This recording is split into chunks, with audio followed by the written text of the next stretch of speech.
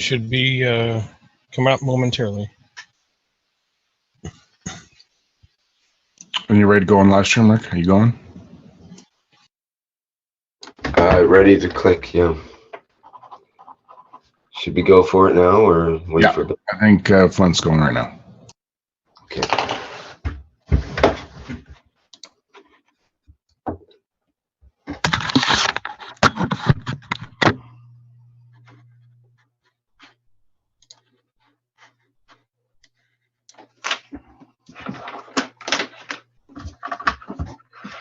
Okay, if I could just get a sound check, please.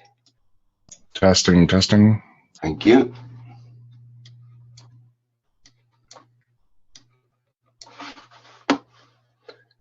Welcome everyone to the 131st Knowledge Seekers Workshop of the Keshe Foundation Spaceship Institute for Sunday, August 14th, 2016. And let's begin the workshop with our promotional video.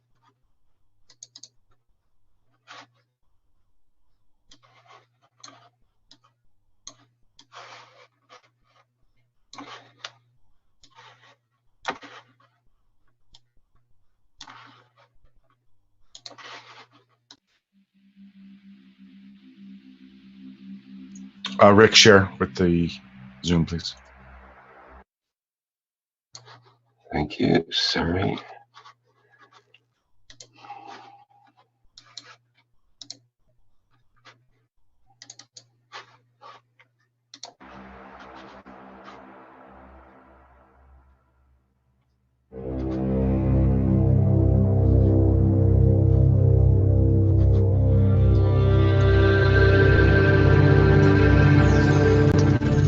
You have people listening from every corner of this planet.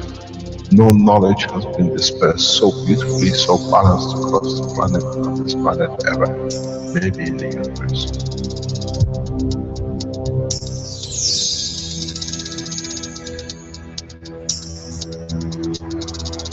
You have the full potential of achieving everything in the universe. There is no need and there is no reason for man not to achieve.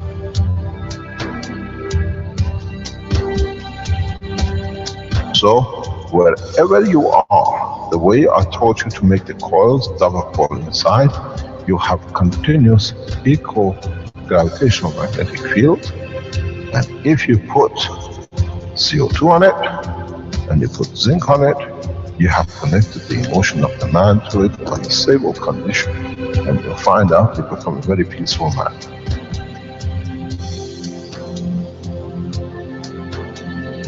Here, instead of having galaxies and universes and creating connection magnetically, we have used the matter state gravitational magnetic field strength to dominate and dictate the shape of the plasma.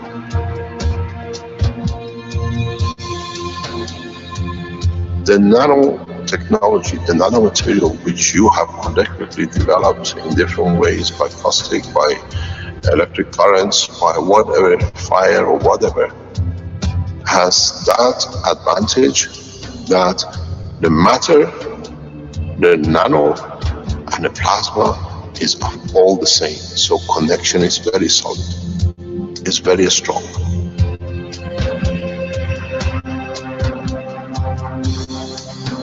The power of the plasma technology, the way we have thought, is beyond imagination of the mind.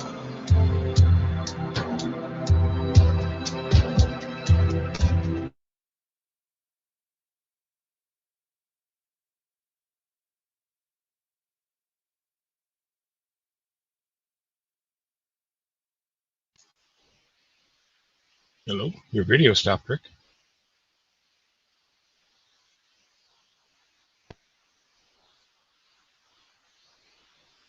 I think you might have had a dropout on his bandwidth. No, I clicked on a screen and it stopped the video, so I couldn't do anything in the background when I'm doing this. Okay, just try it again here. Just try to complete it. The same. will still develop the technology in different names, in different colors, in different nationalities which they do not exist. It is beautiful when we see the Christian, the Muslims, the Jews, and every other belief are working together to build up systems. We have already become one faith. We already have become one nation, and we already become one planet. You got to remember one thing. Dates is irrelevant. Today is the last day of the Christian calendar, or tomorrow is the beginning of another. One day is connected to another. We don't stop. We are working around the clock. The Keshe Foundation team is working irrespective of time, position, religion, country. And now we achieve what we set out for.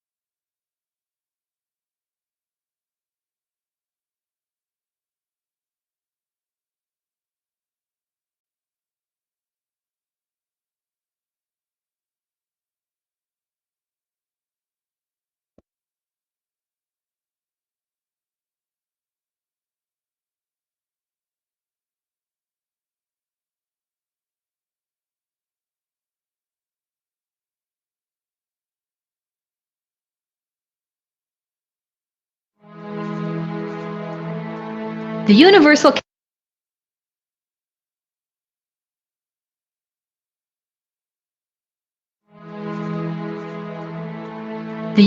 Council invites you to attend the One Planet, One Nation, One Race event in Rome on the 9th and 10th of September 2016.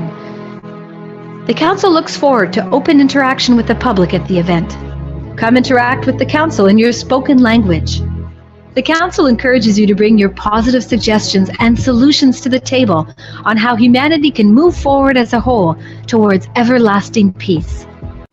In this way, the work of the members of the Council will become the work of humanity for humanity. The full package price for a single ticket to the event includes 3-night stay in one of Rome's prestigious hotels, daily attendance to the event, as well as breakfast on the 9th through the 11th, and lunch and tea on the 9th and 10th. Accommodations for this package is based on double occupancy. The full package price for 2 tickets to the event includes 3-night stay in a twin-bed room in one of Rome's prestigious hotels, daily attendance to the event, as well as breakfast on the 9th through the 11th, and lunch and tea on the 9th and 10th. Additional night stay are offered at €150 per person per night. For those who wish to arrange their own accommodations and who plan on attending a single day of the event, the cost will be €200, which includes tea and lunch on the day of the event. For those who wish to arrange their own accommodations and who plan on attending both days of the event, the cost will be €400, which includes tea and lunch on the day of the event. The One Planet, One Nation, One Race event in Rome. Come share your positive solutions on how we can work together to bring everlasting peace to our world.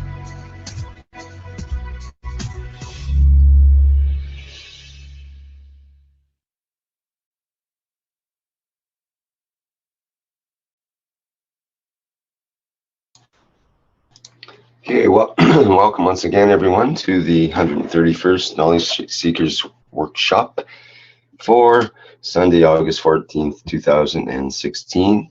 Today, we'll be getting back into Douglas's trip to Washington to present the MagGrav's generator technology to the government of the USA. And what do we have going on here right now? Can Flint or someone else, can you update us on the latest? They're just getting ready to go. They're just going to skip breakfast and go on the road. Hopefully they'll be able to get something on the way and eat it in the car. But that's... Are we going to get any video feed of their frantic packing up? No. I'll once they get going, I'll ask them to do something from the car, maybe. Okay, that'd be good.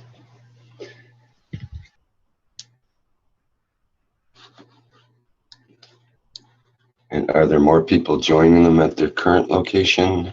Well, Sandy's there. Are they in Washington, PA now? I believe so. Yeah, Sandy said she was going to be at the restaurant there at 6. So I don't know if there's any people.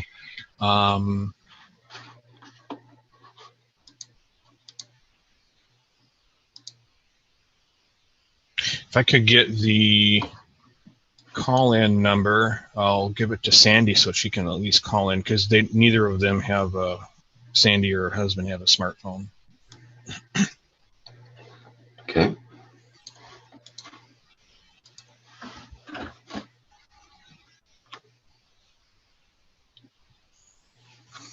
All right, maybe we can get a picture of the website up here.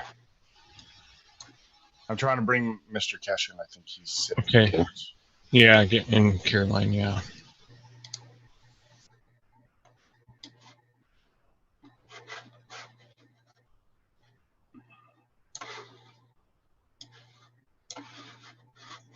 Are you there, Mr. Cash? Yes. Hi. Good morning. Good afternoon. Good evening. Wherever you are. Hello. Hi. So We are broadcasting already. yeah, and the latest update is they've overslept a little bit, and they're just going to get on the road here in just a few minutes. Probably get something on the way. Thank you very much for yesterday. It was a very hard work. We had to stop the session as they were approaching the hotel and going to sleep for the night. We'll follow the procedure. We'll see where we're going to end up and how the things is going to be progressing. Our people already arrived. Brad has already arrived in Washington earlier on today. Armand is joining later on, and other people. As I said, we did this such a short time for the things that not to stop the knowledge to be spread as it was done before. There is no rush. This is in fact declaration of a standing as we stand as Keshe Foundation, and we are planning things in the background according to what happens in the next 8 hours, 10 hours in respect to the Chinese government. We have requested their presence in Washington in one form or another, and at the same time understand that we have nothing to do with governments. We stand alone as a scientific organization which can change the course, and we are showing the tools. In the past, when an organization or a nation wanted to show its power, it was to fight and deploy hundreds of thousands of people. We've seen it in different wars. This time, this is a tool of peace. We don't need many people. We are delivering the technology directly, and we're declaring our stand. We are the decision makers as one race and one nation. This move to White House is very much symbolic and no more. This is absolutely symbolic. As I said yesterday in the teachings, when you want to declare your position, you don't go to the weakest, you go to the strongest. That's where I stand, and I look at you parallel, eye to eye, and I create my own position of the strength. As One Nation Keshe Foundation, we have made that point. This is our stand. This is where we declare the whole thing done in the past is an end. We dictate the position, we dictate the course from now on. Not with fighting, but with accommodating and with delivering new technologies. We have a number of points to consider in the coming out. This I have to consult with a number of key people in the foundation, how we see it and how we would like to do it. And the ones who are on the lead team of the Keshe Foundation, I call that we meet at in 4 hours time from now on, 2 hours before Douglas meets. We go on the lead meeting. Those of you who are on the lead meeting, we make a decision collectively in respect to what step we'll take in respect to what position. So if you are, I don't have access to my line. Those of you who are, please call a lead meeting in 4 hours. You got to understand a lot of things going to change from today. One of them is that we have done with energy crisis. We show you the preliminary way to change the energy. At the same time, yesterday in part of the teaching, I start teaching the progress of I would like to share a screen if you can allow me to, please. We would like, it says, is denied. Host has disabled. Yes, I seen the error and I allowed it now. Okay. What we have to understand is that we will deliver things our way. We will do things our way without a shadow of a doubt. But in that way, we have to understand what we are planning, what we are doing. We are setting out our statement, we are setting out our procedure. First is to share energy as fast as possible. Second is to create application of the peaceful in a psychological way, what we call, we bring peace into the soul of the man. We have the tools. I started teaching this yesterday. Those of you who were not here, I repeat it again. The third and the fourth is the application of the free water, and then total food application. These are main criteria for us as the people who take orders, and we need to take action in the approach we have received. Sharing energy. We discussed with the lead team when we're going to decide to release the blueprint. My condition, my observation is preliminary blueprint should be released today, but the Keshe Foundation, the team has to decide. Because if we are there to give to the world leaders, we are there to give to their nationals. And as one nation, we release it to one nation and all leaders. But the lead team will discuss and will decide collectively the time of the release. Blueprint, initial blueprint is available. It needs to be updated, upgrade. And more or less, if the Keshe Foundation lead team decides by tonight, millions of people who made these coils and can follow the procedure, you become energy independent. So it's a gift from us to humanity. We start the process of taking charge, dictating the condition and the position. We have to go through this process. We have to share, otherwise it'll become, we're giving it to them, they can see it, they can check it, what about us? Us is us, one nation. So my approach to Keshe Foundation is we share the blueprint today. Do we have Renan in the background? Yes, sir. I'm here, sir. Renan, make the plane, make the blueprint, the initial blueprint ready for release, please. If the lead team decides, we go out. Yes, sir. Is that okay with you, Vernie? Are you online? Do we have Vernie online?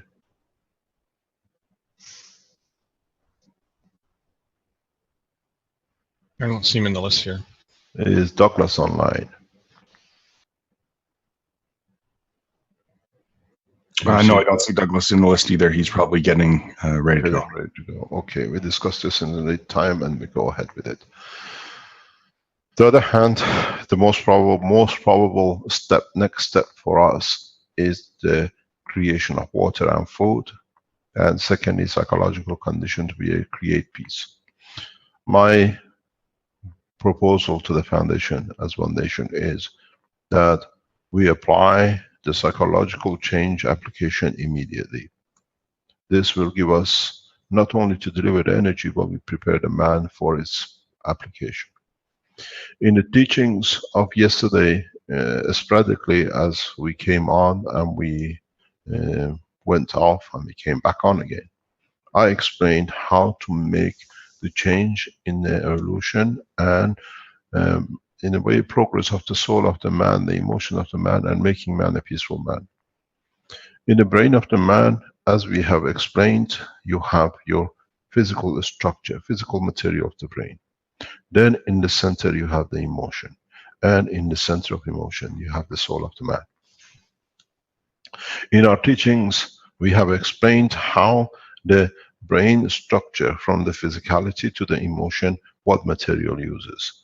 Physicality has used copper for muscles, calcium and potassium, and it has used in so many ways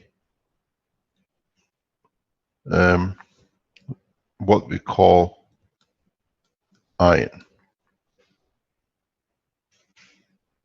But a lot of these are interconnected.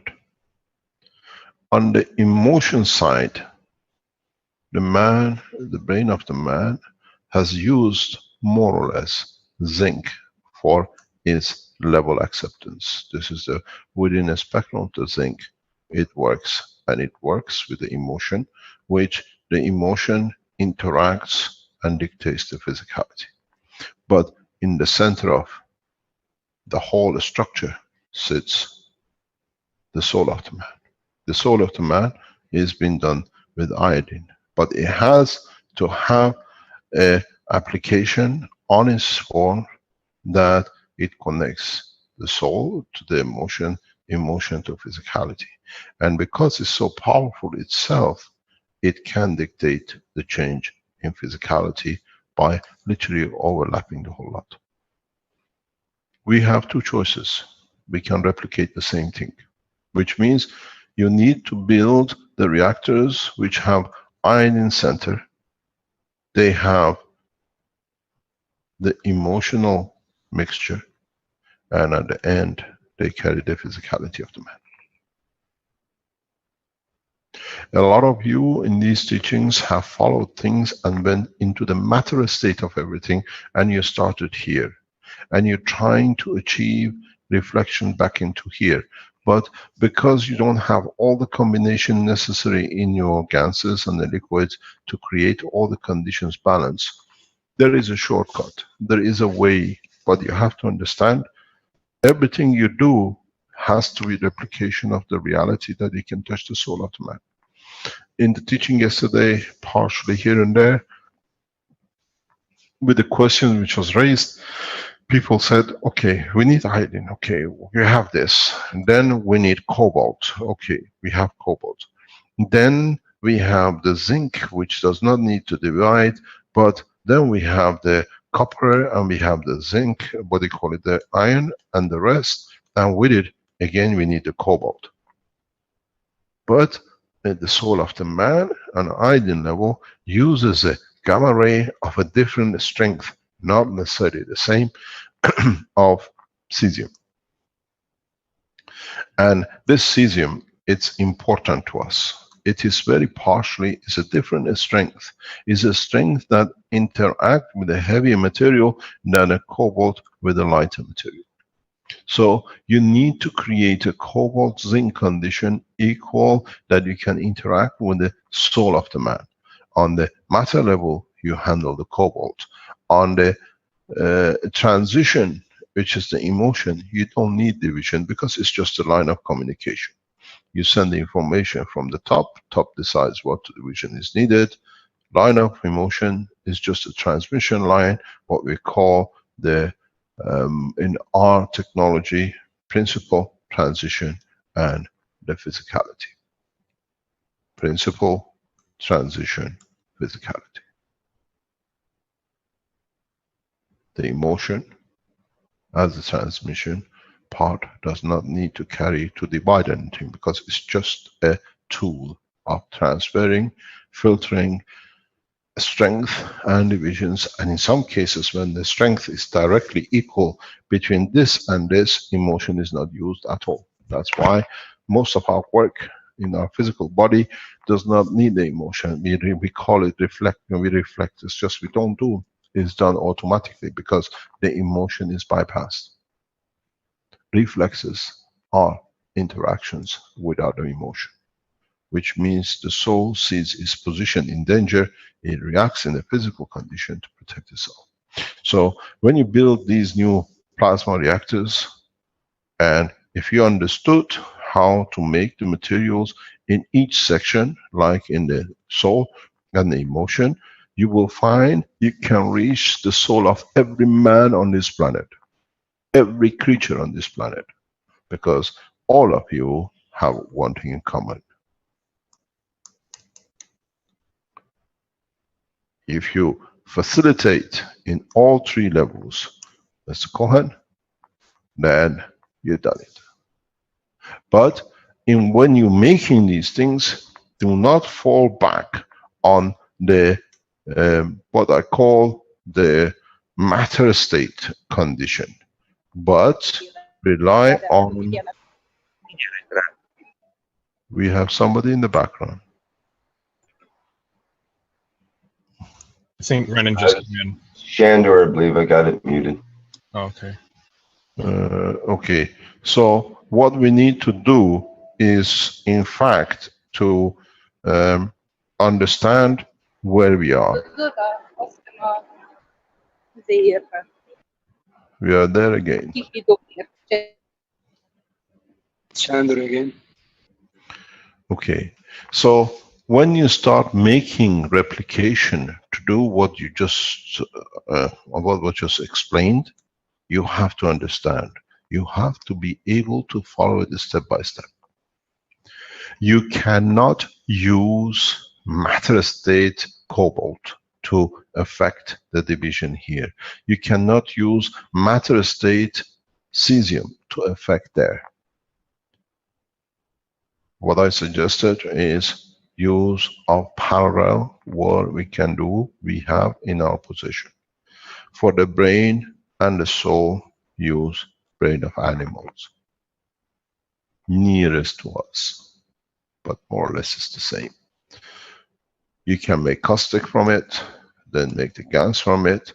These caustics made for the emotion or the soul has to take days, because the weaker part of the spectrum of the matter isotopes deal with the physicality part. You want to go to the highest strength.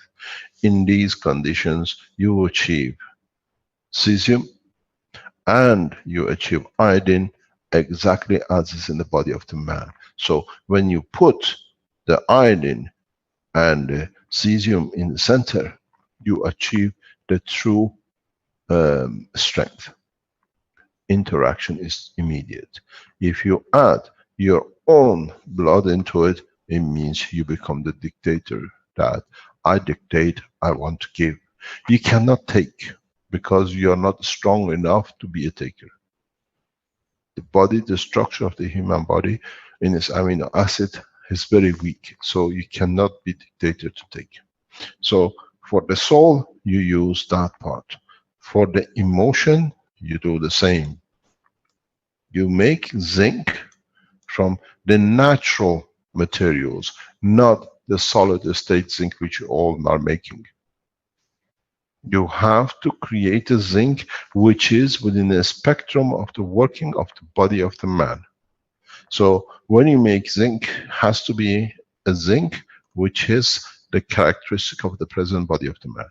Then your bottom section, your physicality, is exactly the same. This needs a lot of understanding. Very few of you will achieve it, because some of you will do the copper, because you have to know what it is, where it comes from. The copper, the iron, and the rest will come from muscle tissue. The emotion and the physicality interaction will come from the outer part of the brain structure or from the nerve system. This comes from the center of the brain. It needs a lot of understanding. It needs the totality of understanding. Some of you who understand will achieve this. You cannot go and buy zinc off the plate and be expecting to do much interaction in this zone. The progress has to be equal. Unless you develop a digestion system, a transformation system that it can transfer and in the level of the amino acid.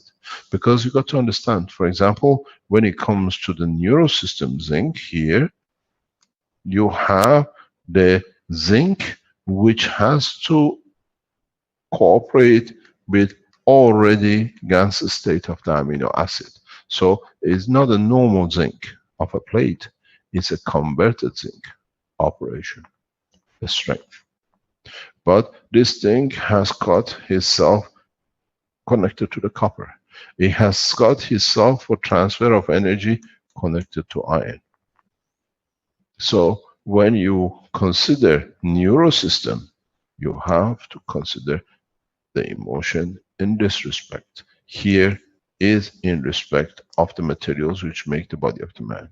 Here in the emotion, there is nothing but iron, isotopes and zinc operation, very powerful. Sits in the center of the brain of the man. If you speak to any neurosurgeons, they always tell you, if you look at the MRI, you see it, it's a gap.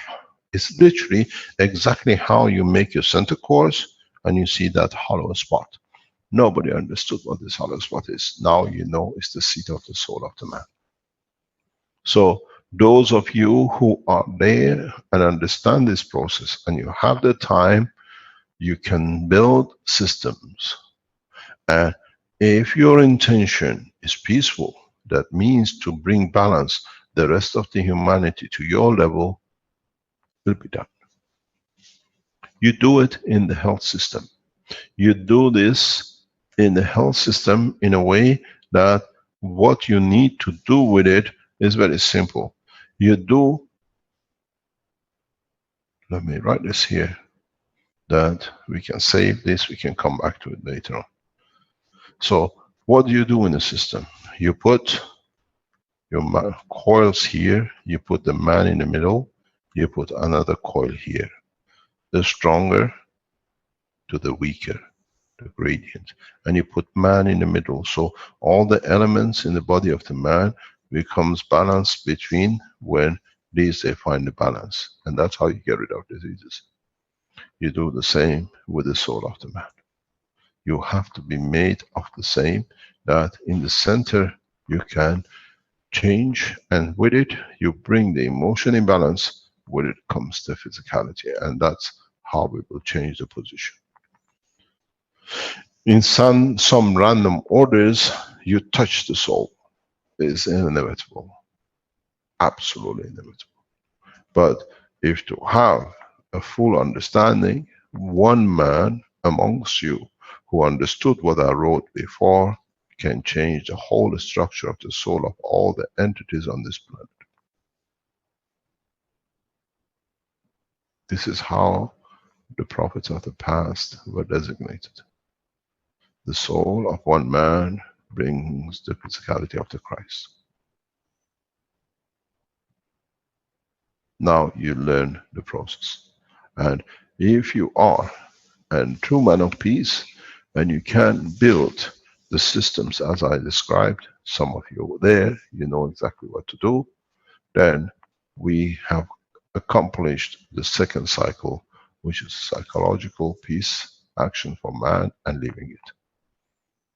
In some cases, the spectrum touches this and people react because they find peace in a part of the totality, and that is enough for them because it touches the emotion at that strength. We saw this with the 27 naval officers of the American Navy.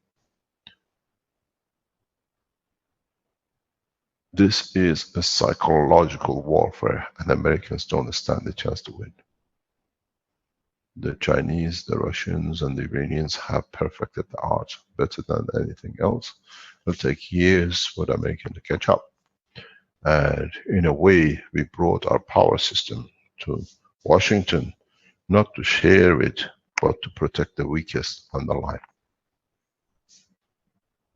American structure, the way the development of the science is taking place between the three nations of Iran, China, and Russia, at the space level, understanding of the plasma has literally made America one of the weakest nations on the structure of what they call themselves leadership.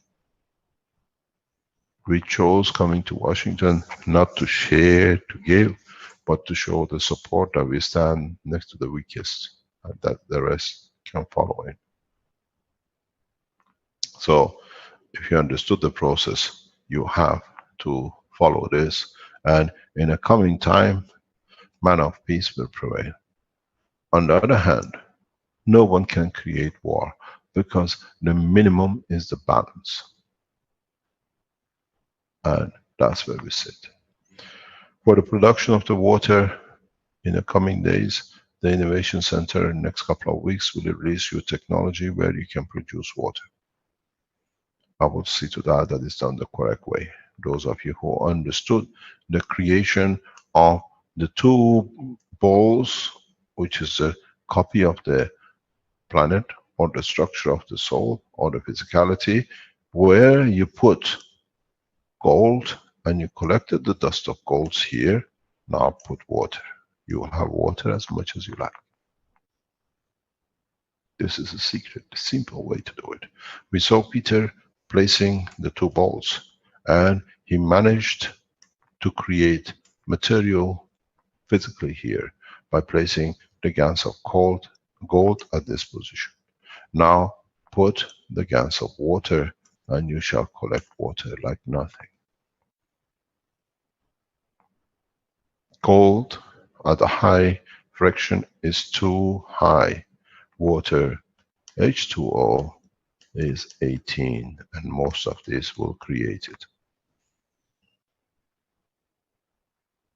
It comes to food. You do the same thing with the food.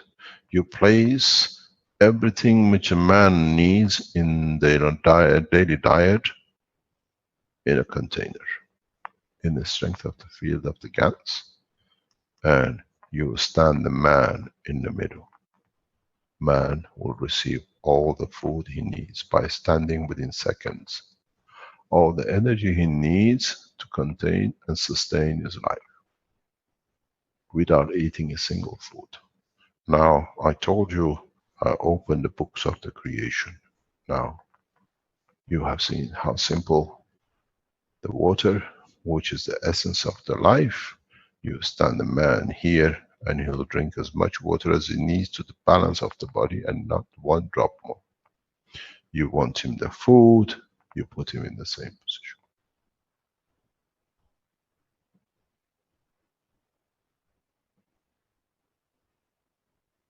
Now, you understand when I tell you we complete the cycle, we have completed the cycle. Jackie, in his initial experiences, started this, but he never understood and he drifted away from it.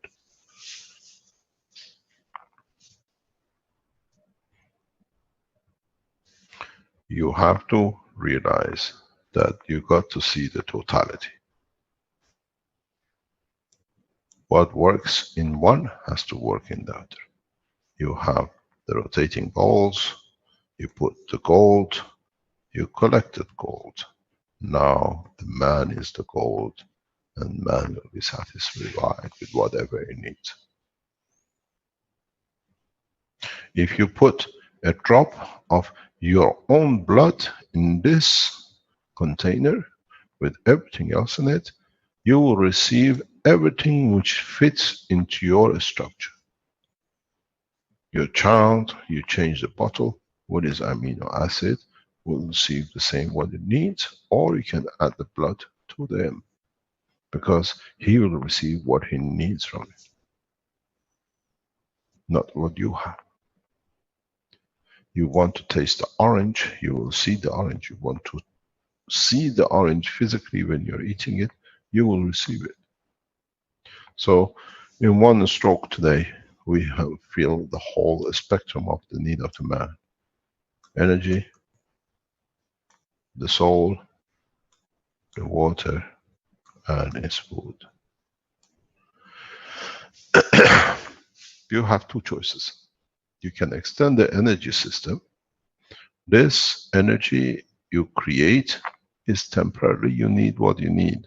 The extra you use to create this, and the extra you can be whatever you need. Wood, iron, whatever. It allows you, if you understand the creation of plasmatic energy, to create a plasmatic shield, and that'll be your shelter.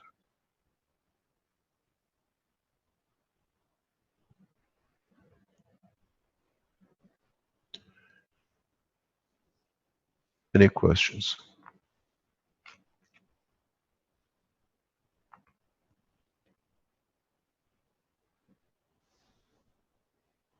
Thank you, Mr. Kesh. I'll remind the viewers that if you would like to ask a question, you can put your hand up.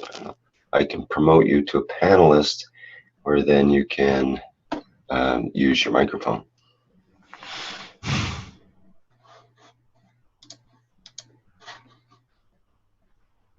There is a question in the chat, Mr. Kesh. Stephen asks, Mr. Kesh, are you describing using the GANs of brain in the middle core, cow or pig perhaps, GANs of muscle tissue in the middle core? I think he meant the outer core. I think, yeah. And GANs of blood in the outer core. No, I can expand it a little bit more. You only need the brain of the man. You don't need the muscle tissues and the rest. I'm going to explain to you, you understand. This is if you understand more advanced version of it.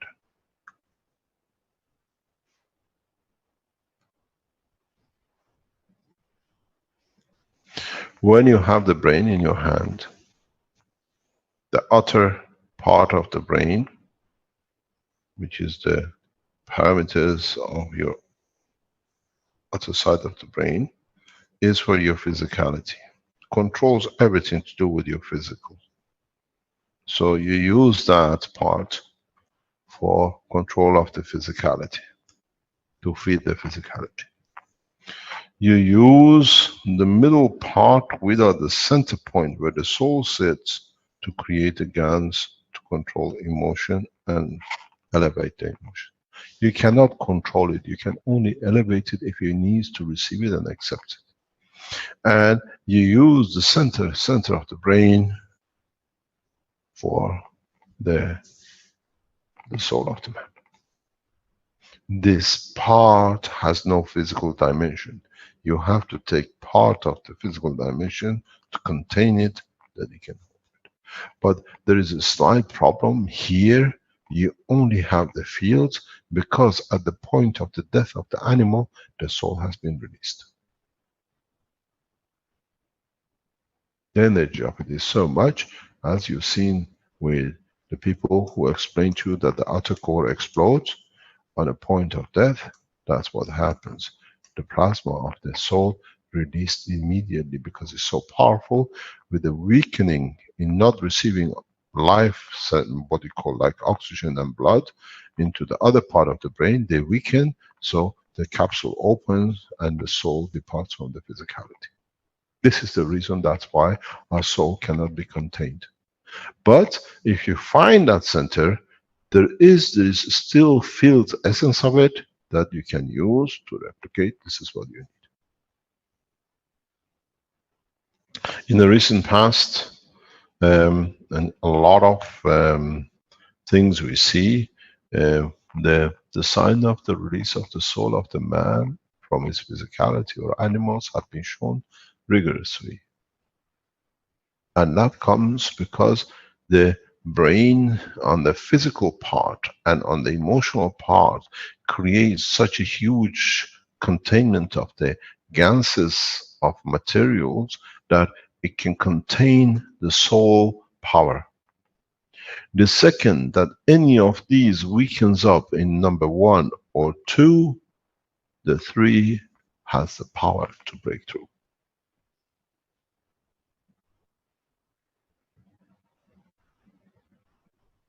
In a way, the soul uses the material of the physicality to contain itself in its position.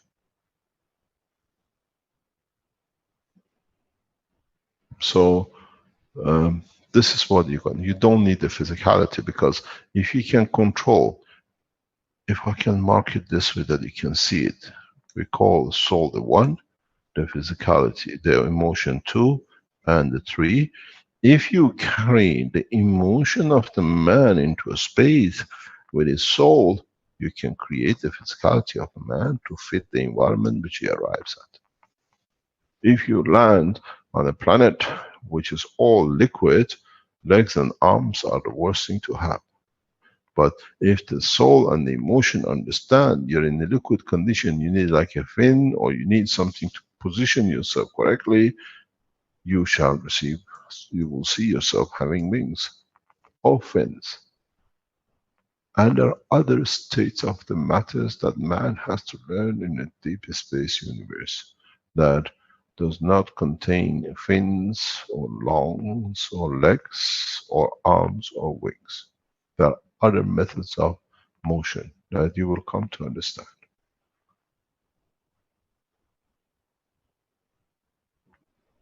You create fields, which the fields you create your own position in respect to the others. And this method of motion is for more mature structures that they know they can have the physicality if they need, but they use the essence of the soul to condition and create position. Now, you see, you don't need the flesh, you don't need the bone, you don't need the arm, you don't need the, what do you call, muscle tissue to make the gas. But you have to understand the structure. You have to understand the principle. And very quickly, a large number of you will be achieving it, because there is no difference between the man and other animals, which they have the same feeling, the same emotion, and everything else.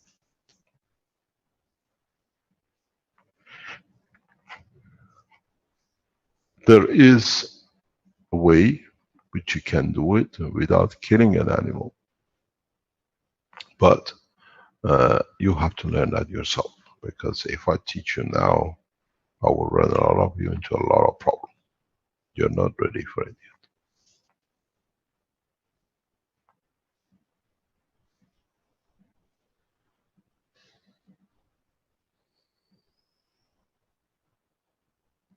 Any other question?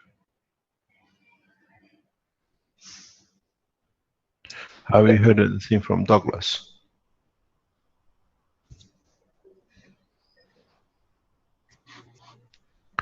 Flint, do you have the telephone number of Douglas? Hello? Yes, yes, he has it. Yes, so you can pass it on to Sydney, to Sandy to take over. Anything else, or shall we wait till they arrive? Well, there was a question from Stephen who had asked the previous one. He says, would we then be using the glands of the pineal gland as our center core to reach the soul? I think you kind of answered perhaps in the last thing you said there. Yeah, you got to find out the position of the seat of the soul of the man.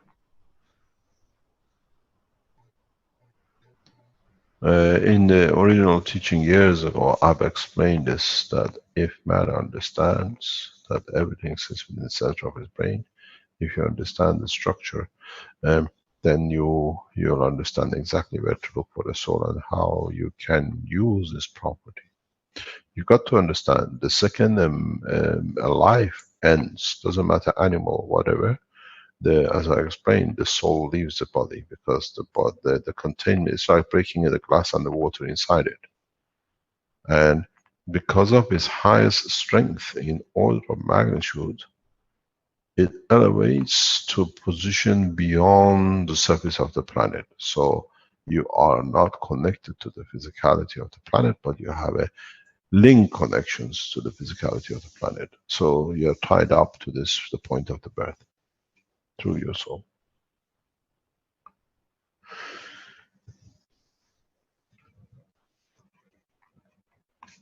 When do you think they arrive? Do we have any time of arrival estimate? They should be, if they keep on schedule, it'll be 2 p.m. Which is 8 o'clock. 8 o'clock our time in Italy. Yeah, could be around that time. How many hours so that people listening would know? If they left now, it'd be 5 to 6 hours. Right. So we get back together at 8 o'clock Central European time, because now it's about 3 o'clock. Okay, and we'll just keep on broadcasting. I'll try to get a live feed from him here, and when they get on the road. Okay. Is Armin online, or is he on flight? I think he just stepped off of a plane. Brett, are you online? It went to get Armin. No, I'm here. I'm waiting for Armin. I think his plane's delayed or something. He's not answering his phone. It's turned off still. Oh, okay. Is everything okay in Washington? Yeah, everything's fine. Have you organized everything with our people in the background? There's still some bits to be organized, but yes, it's fine. Okay, so please, you're there and make sure everything goes smooth. And I'll come back about 7 o'clock. Okay. Okay, thanks very much. Thank you indeed. Share knowledge, and amongst you find peace. That's all we have got to do, nothing else. Thank you very much indeed.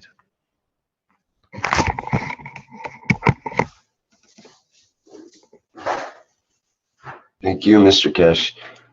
So just to clarify, what is the procedure here, and will we continue broadcasting first of all? And that seems to be the plan. And we'll tune in with Douglas throughout the broadcast, perhaps, depending on where he is and what activities are going on. Is that correct? Yeah. Sounds right to me. Yeah, I'll keep you guys updated on that. Okay.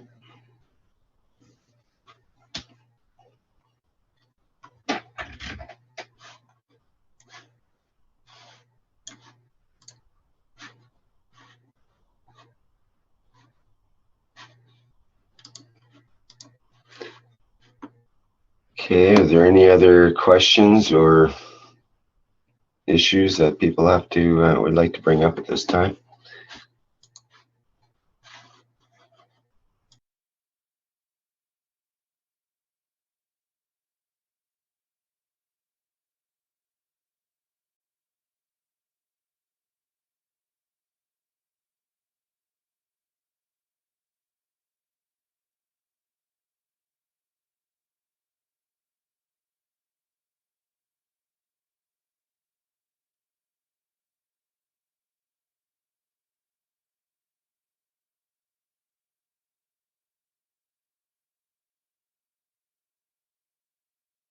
Yes, Rick, perhaps it's Jackie. Just one thing. Yeah, hi Jackie. Hi, Flint. Yeah, just to let you know, this morning we have a nice meeting with the French people. And they are all with Douglas, and we record it, and they send, I think 20 people who send the best and all the love and all the peace and all the best for Douglas on his trip. And they speak in French, and they say they are all with Douglas. It was a really nice session, and they really appreciate all what Douglas and all the Keshe Foundation are doing. And I just want to let you know this. Yeah, that's nice. Thank you. You're welcome. Now, Jackie, it might be a good time for you to make that little presentation you were talking about the subscripts and transcriptions and translations and so on. Yeah. If it's okay for you. Sure, that seems like a good time. Yeah. You want I share my screen or you want to share the presentation? Well, if you can do it, that'd be best. Sure. Okay. Just let me 2 or 3 minutes. I come back. Okay, great. Thanks. You're welcome.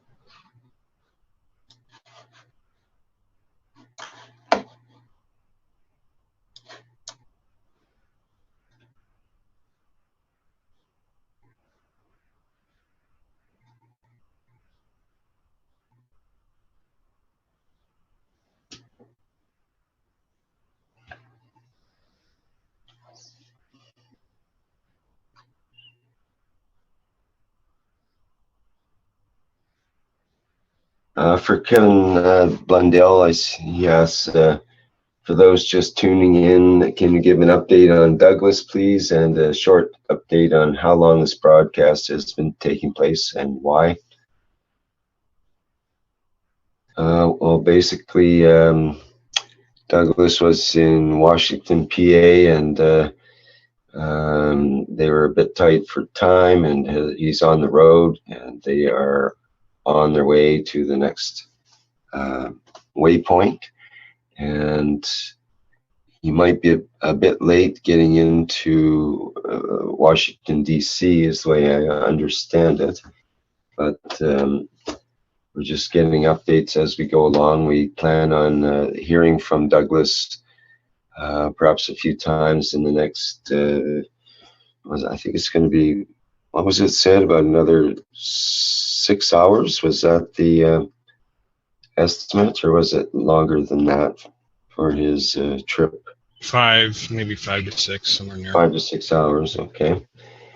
So we're going to keep broadcasting here.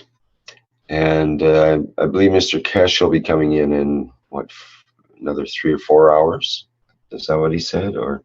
Mr. Kesh said he's coming back at 7 p.m.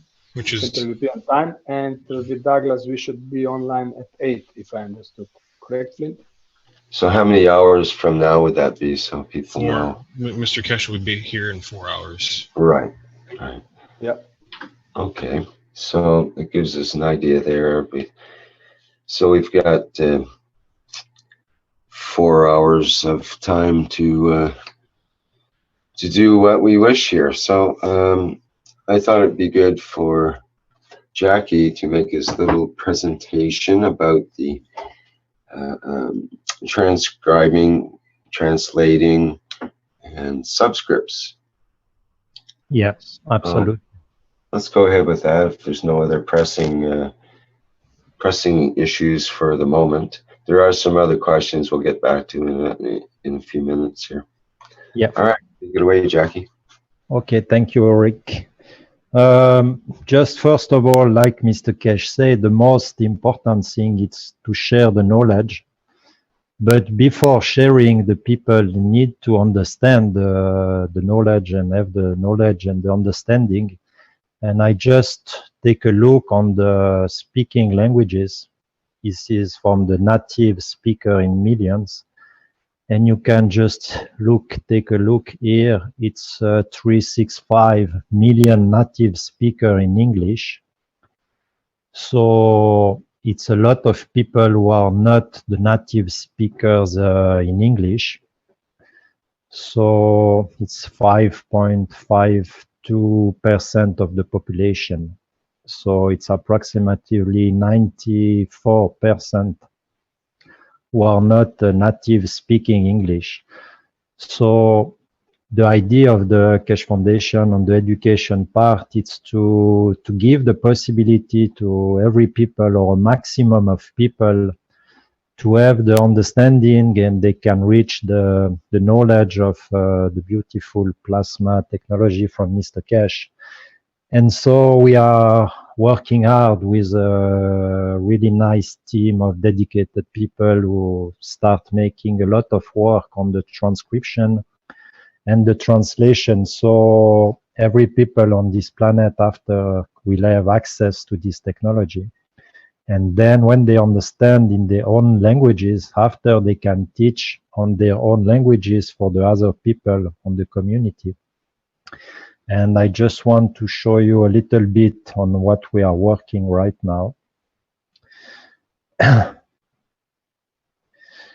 So for example, the first thing we want, why we were working on the subtitling, it's because for the moment, the people who wants to reach the Knowledge Seekers Workshop, they go on the official YouTube channel and they have all the Knowledge Seekers Workshop and all the workshops. So it's only one point where the people go. It's the official channel. They have all the workshops. And if we have on this video, the subtitling is, for example, it's in English, the people have only one place where they go, and they have one video, and this video will appear in many languages. So it's no file everywhere on the net, or it's difficult to find the translation, which translation is right. So we managed to, first of all, make the transcript in English. And then when we have the right timing and the right transcript approval in English, we can start working on the translation. So for example, this one is the first Kids Knowledge Seekers Workshop, and the people can choose the languages, so they can have in English, French, Polish, Romanish, and Turkish. For example, for the first Knowledge Seekers Workshop, we have with these languages. So this is the basic idea. The people go in one place, they look at one video, and on the same video on the official channel, they can have all the different languages they choose, or the maximum, because we can't have all languages. But if we have 10, the 10 most speaking languages will be wonderful. So how you can manage this, and we try to get it. So first of all, it's like I said, it's the transcription. The transcription in English need to be word by word, and we just put on the subtitle what we hear in the video. So this is the first step, a full perfect transcription in English.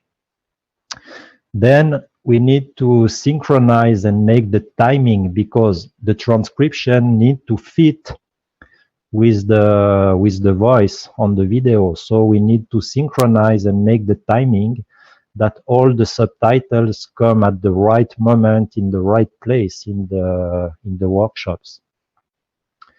Then we just need to review and complete the work to just verify there is no mistakes, no words missing, the timing is good, and yeah, it's perfect. And at this time, we send the files to the education part of the Kirsch Foundation, or at RIC, or the people who are managing the YouTube channel.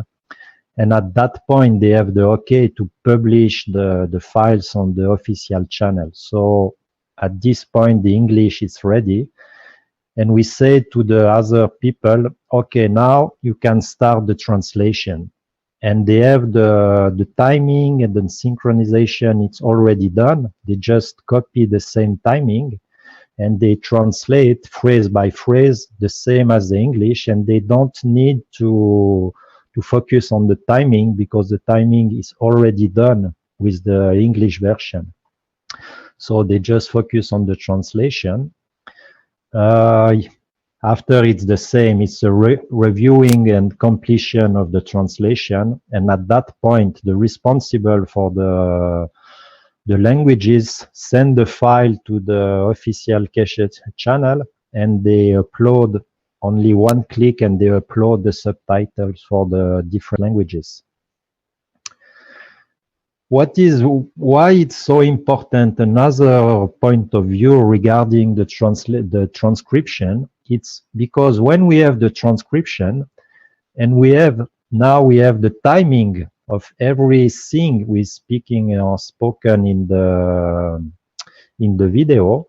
So for example, now we can put the files in a database and search something with timing. So for example, if we search, for example, the word gold or the word, I don't know, CO2, the database, with the database, it's really easy, and we will find every place where we have the word CO2 with the which workshop is it, and the timing, at which time it's on the workshop.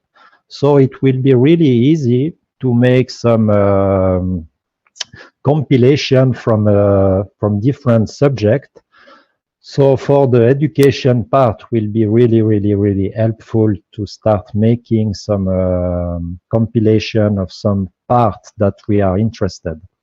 For example, now we speak a lot regarding the cobalt, for example, or iodine, and we can make a research and found the small part where we speak regarding that. So this is why another thing, it's so important to have the transcription and the timing of the video. Then I just want to show you an example. I just want to open, but I share again after. You see my screen? Yes. Okay. So I just take an example on the... You see the slide? Well, yeah, we only see the video, one planet, one nation, one race event, okay. Rome typing. Yeah, okay, so it's good. So I can search what I need. Let me just 1 second. The one planet. If you're jumping on the video, you have to reshare probably the... Yeah, sure, yeah. Okay. Absolutely. So I close this and I share again with the sound. Okay. So for example, it's the one planet, one race, one nation. We have the subtitle, so you can put or not the subtitle like we want. And then we can choose which languages we want. So I just want to play the video 30 seconds with English, and then I will change the different languages so you can have an idea.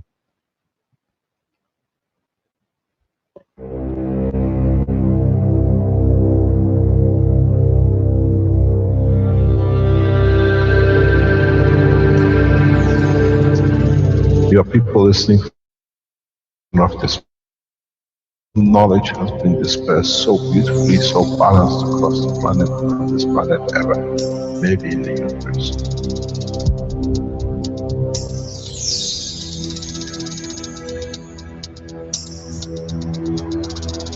You have the full potential. Okay, I will put in French. Of achieving everything in the universe. There is no need and there is no reason for man not to achieve.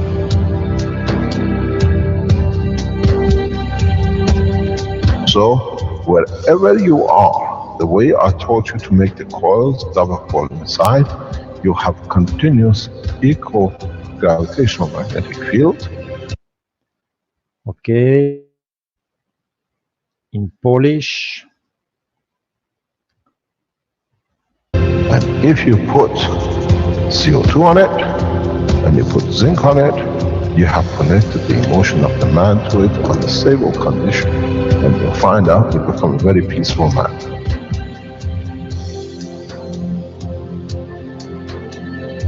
Here, instead of having galaxies, Romanian, and universes and creating connection magnetically, we have used the matter state gravitational magnetic field strength to dominate and dictate the shape of the plasma.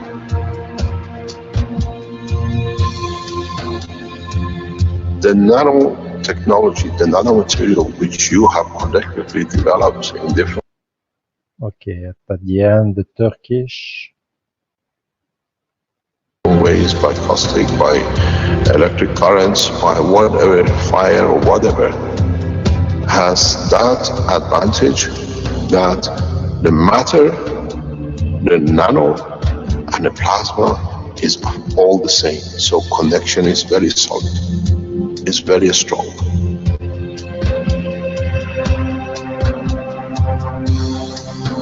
The power of the plasma technology, the way we have thought, is beyond imagination of the man. Okay. So you have an idea. It's of the different languages, the different possibilities, and one video, one place, no wasting time. The people know where to go and where to search the video they want to see. They choose the subtitling and they see there is no interpretation, no modification. What is spoken, the people have the full transcription of what is said on the video. And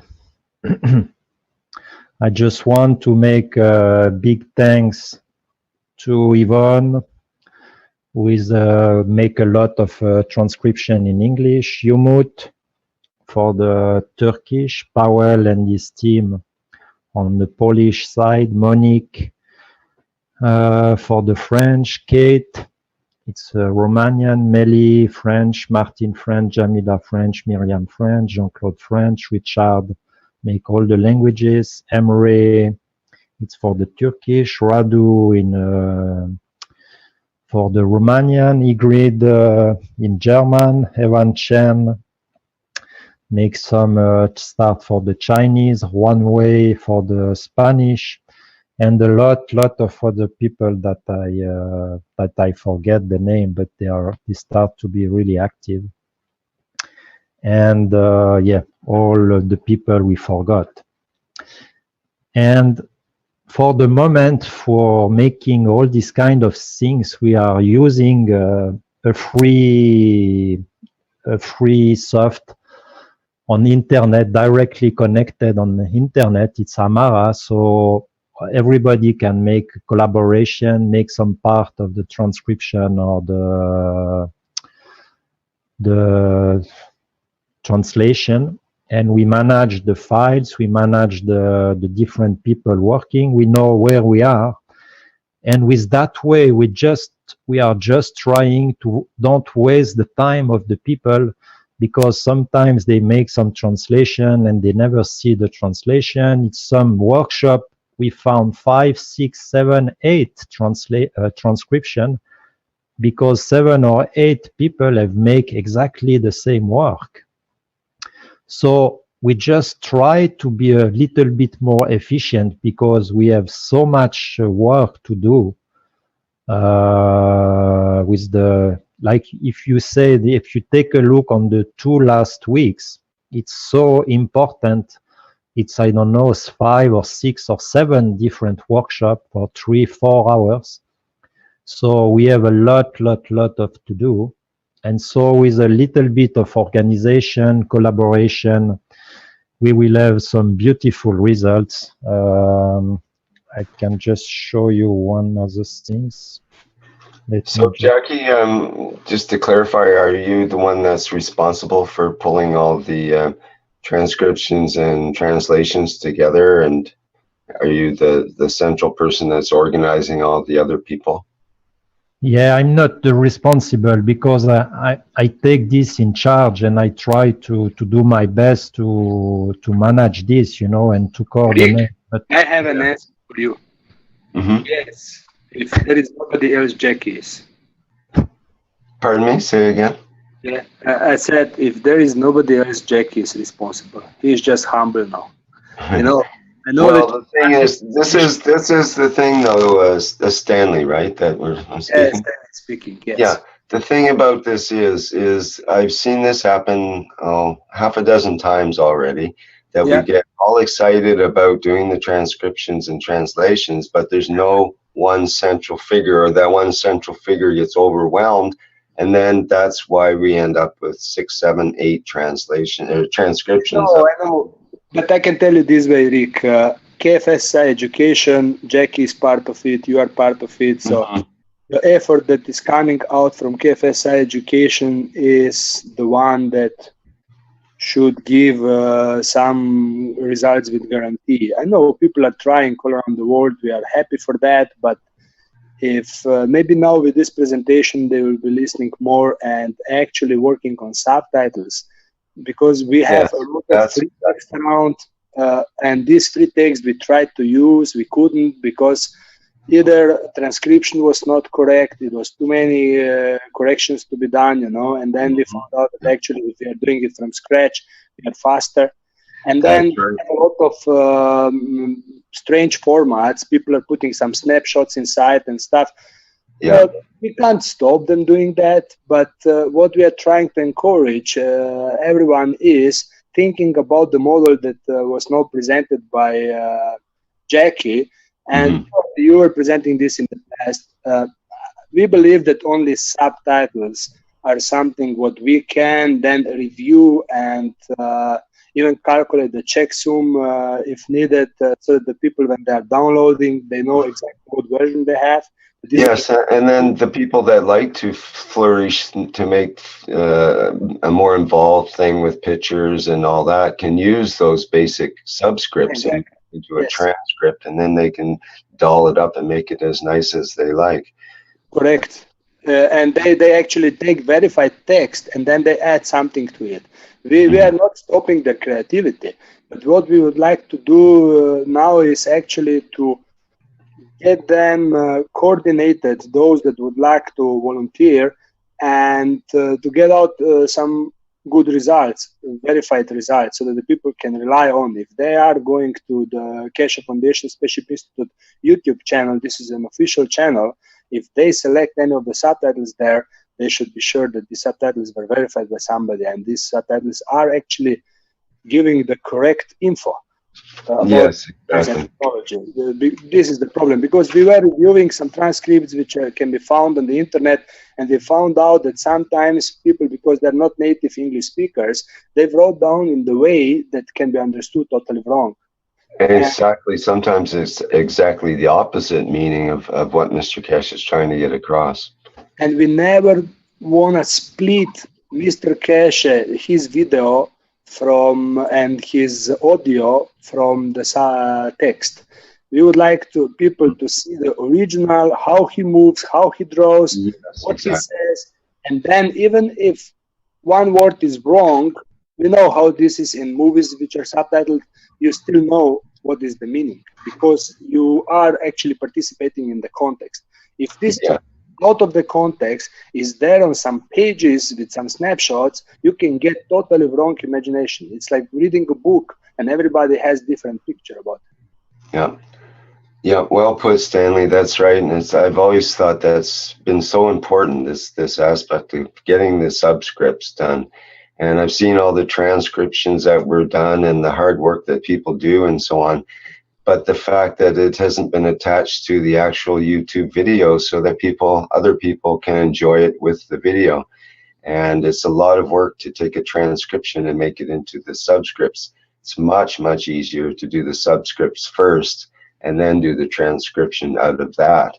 And but we're working at it, different people are working at it from different angles, and everything will get used one way or another. But it's like you say, we have to become more efficient, because the sheer volume of work that really needs to get done, and getting to the critical items instead of some of the parts that aren't so important and so on. It's a massive job, and it does need organization. That's the important factor. So, it's good to know that it's being tied together by, Stanley and others here. Go ahead, Flem. Actually, everybody, anyone who is talking with Jackie, that means KFSI education, and it means it's talking with the central point. And we hope that we will prepare the new software soon enough, also for private videos to be subtitled and for everything to be published properly and on time, because this is also a huge problem. Now with publishing public teachings on YouTube channel, there we already have a support where to upload the subtitles. But for the private videos, for the students, applied students, we know that we still have an education site where the video can be downloaded, but subtitles cannot. And we are working on solving this issue as well.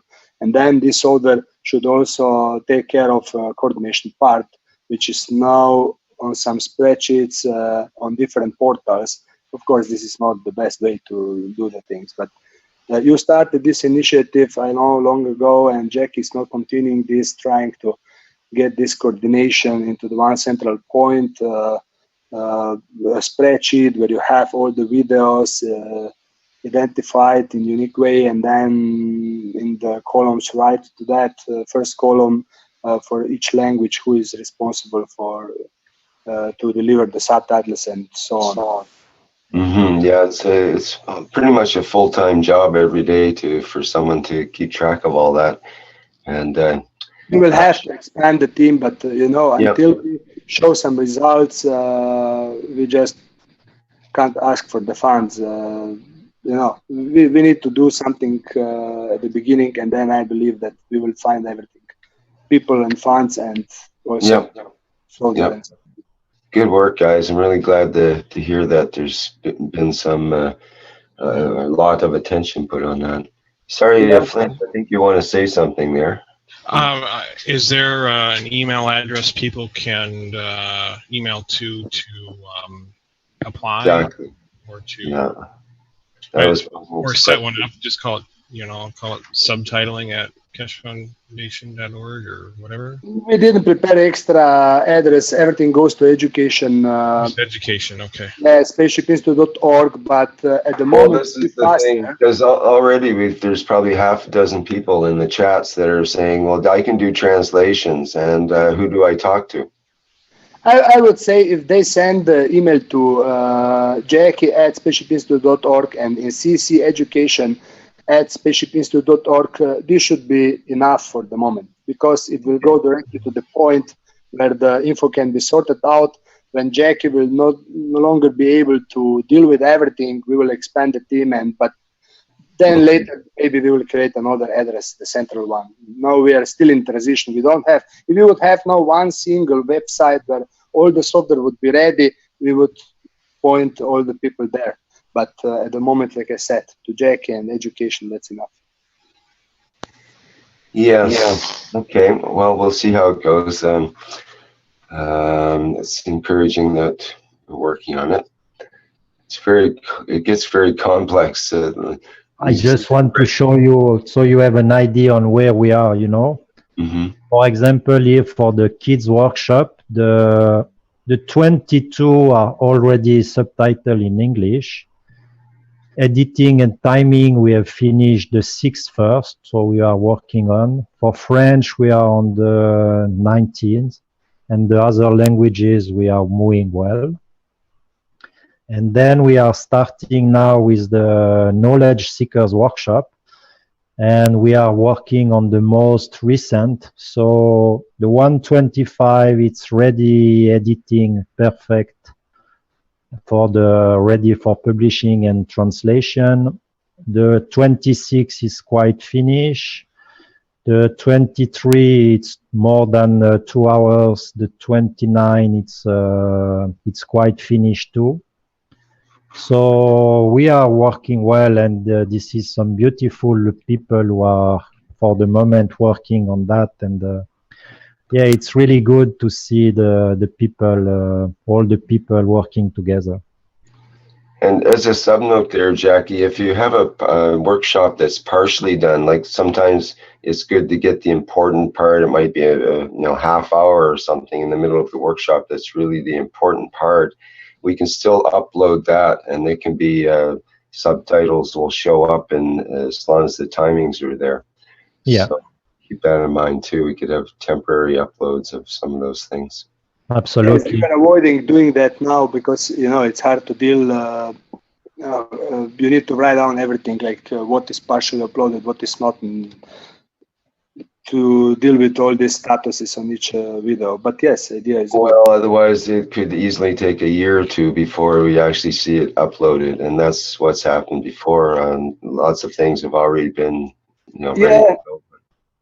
And that's why it takes someone full time every day to keep track of this, all day, every day, full time. Yes, I agree. But we did some tests, with creation of subtitles, and how long does it take actually to subtitle the 3 hours workshop? And 3 hours. That's what 180 minutes times probably 10. It's probably 1,800 minutes, about at least 30 hours to 40 hours, I would say. Yeah, we actually managed to get it even faster, So, is it completely accurate and finished in that time frame, less than 30, 40 hours? The first version is written down, but then the verification is needed, which is 1 hour and a half, because you are actually listening at double speed and verifying text is correct. And if the first version is, let's say, near correct, then you don't need to stop that much. Of course, you can finish verification very fast. Hello. That is just that part. And someone's trying to. Yeah. I would like to encourage the Chinese population and other languages that many people speak in this world, that they would take these English subtitles that are finished now and translate them.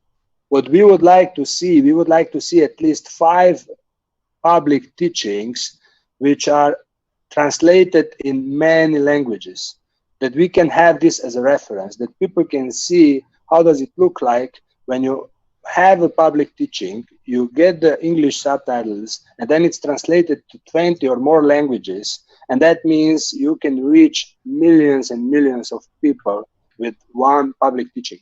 That's right. The Chinese are good. They're so fast. They already translate it into their language before they get the English transcription, and they've done that for many, many workshops. But the problem is that's not accurate at all. They're trying to take the words that Mr. Kesh is saying, and sometimes that can be misconstrued to start with, and then going directly into their language, and it's not the proper way to do it. It's best to go with the English subtitles to start with, like you're saying. Gentlemen, this is Monique in Oslo. I wanted to point out another aspect. You're all talking about knowledge seekers. You know the quantity of knowledge seekers. Pardon me? Student, let me please make my point. As a student, I find that what Jackie did to point us towards the kids' classes, to translate these ones was a very good thing, because as a translator myself, I found that I learned much more deeply, thanks to the translation work. The other aspect of the teaching, which is highly neglected, I found, by everybody, is the medical side. Mr. Kesh explained to us in all the medical, the health classes, the way our body functions. And if we also concentrate on subtitling those classes, it will be an eye-opener on the technology, because Mr. Kesh goes so deeply in the explanations that he gives to us of how our body functions. It's absolutely mind-blowing. And I find it amazing that everybody neglects this part of Mr. Kesh's teaching. I'm finished. Are we talking about public teachings or private teachings, Monique? I'm talking about the public ones, because so far I haven't had the time to concentrate on the private ones, unfortunately, because there's so many hours in the day. Thank God, thanks to the GANS water, we don't need so much sleep anymore as we used to, so that make us gain time. But if you want to be a good student, carry on the dispersion of the knowledge through the chat room on Facebook, and thank God we have Carolina, who does so much hard work on that side of things. And then we have our different language classes to follow. And now, as far as we are concerned, Torbjörn and I were trying now to start the Norwegian side of things. So it's one extra task on our plate, and that much that can be achieved if you want to do things properly, I think. Yes, Monique was speaking about the health workshop. It's 47, or I don't know how much health workshop. Well, they all are on use 43, I think. 43, okay. Yeah. Because it's so important, I think, that you can't start translate the latest knowledge seekers if you don't have the basis.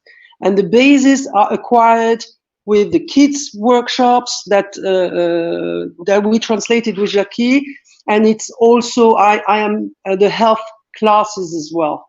It's very, very important. How can we understand the outside world if we don't understand our own inner machinery?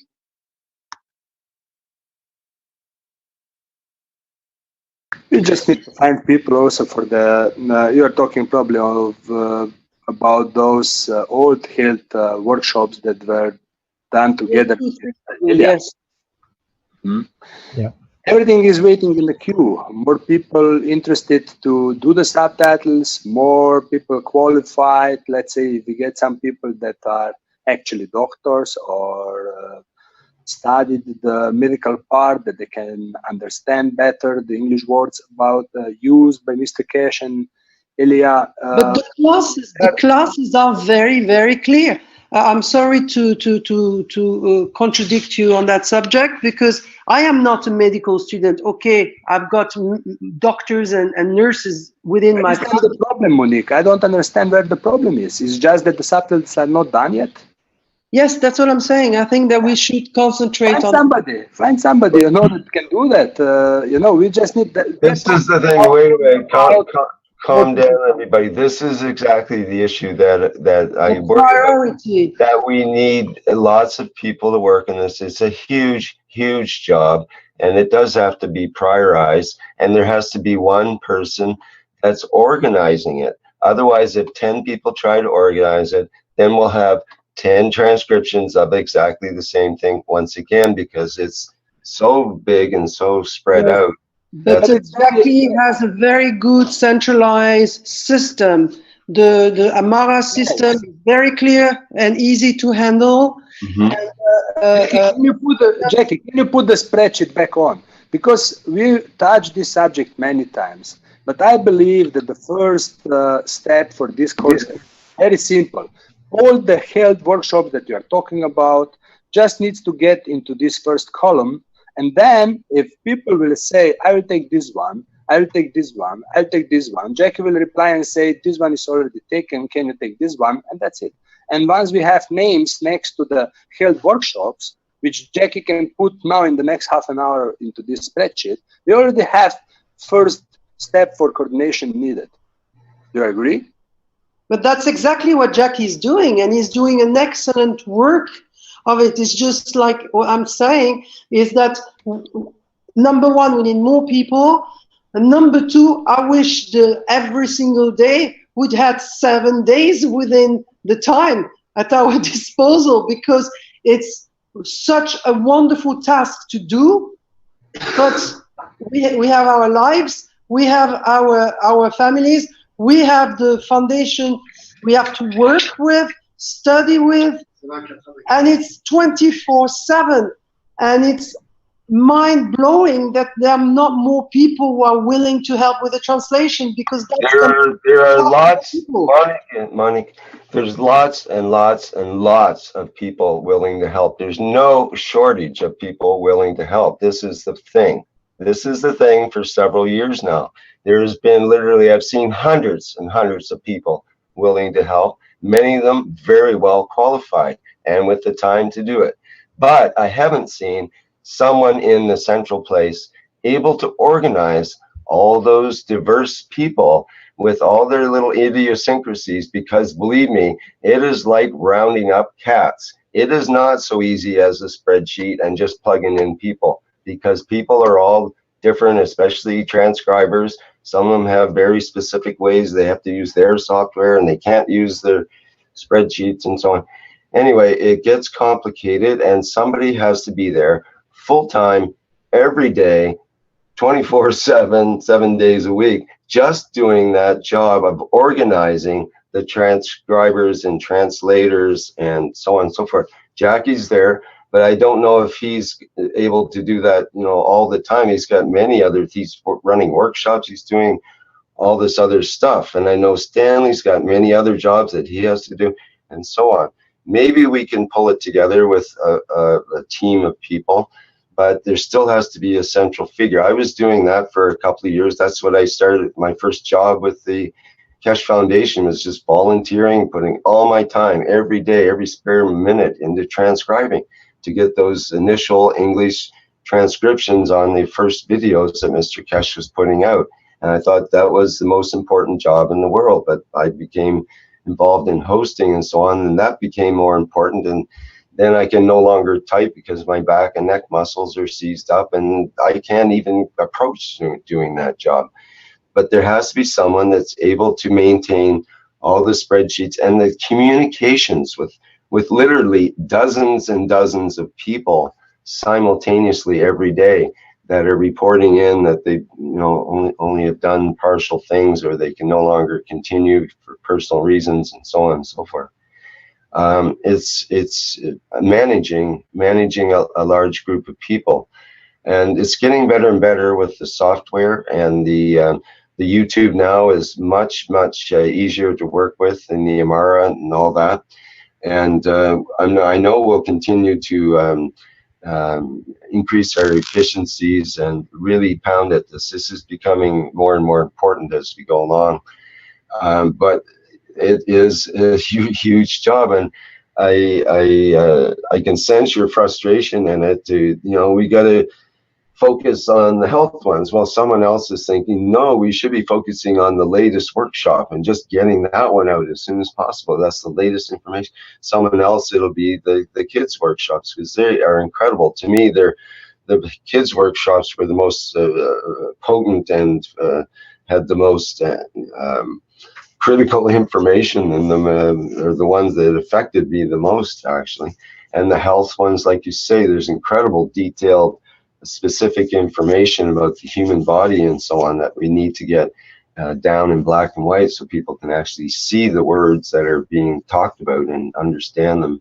For doctors and so on, some of the technical words and all that should be in the transcriptions. But anyway, I get frustrated because I've seen this so many times that we've put a big force to do this, and then a couple people leave or whatever, and it kind of falls apart because we don't have a central figure to manage all the people and files and stuff going back and forth, and have an understanding of that flow, which comes from a dozen different directions at once. There's people, you know, there's the Facebook people, there's the ones in Amara, there's ones in YouTube, there's ones in their private things and other programs. And anyways, it's a complex a thing. It's very large and complex, and I really congratulate those that are diving into it, Stanley and Jackie and others that are participating. It's like a hot potato. It's amazing to hang on to it, and yeah. So I guess I just had to voice my frustration too there, that we need perhaps there's someone out there that can serve as that function, that can have their life dedicated just to managing the whole situation, because it is, like I say, big. Anyway, yeah. Can I just add something, Rick? Mm-hmm. It was beautiful, like you said, you know, because it's like when you run your reactor in with the different gases, the things you need to build the fields, and the plasma needs to find the right position. And when the people start finding the right position and they enjoy the work, I have some people who just are new on the technology and they start to translate, to transcribe, and is so appreciated for the people, you know, because they understand in a new way, because they are much more attentive on the what say Mr. Cash, and they enjoy the process. And but it's like on the reactors, the field needs to create, it takes time, and the plasma need to find the position, you know.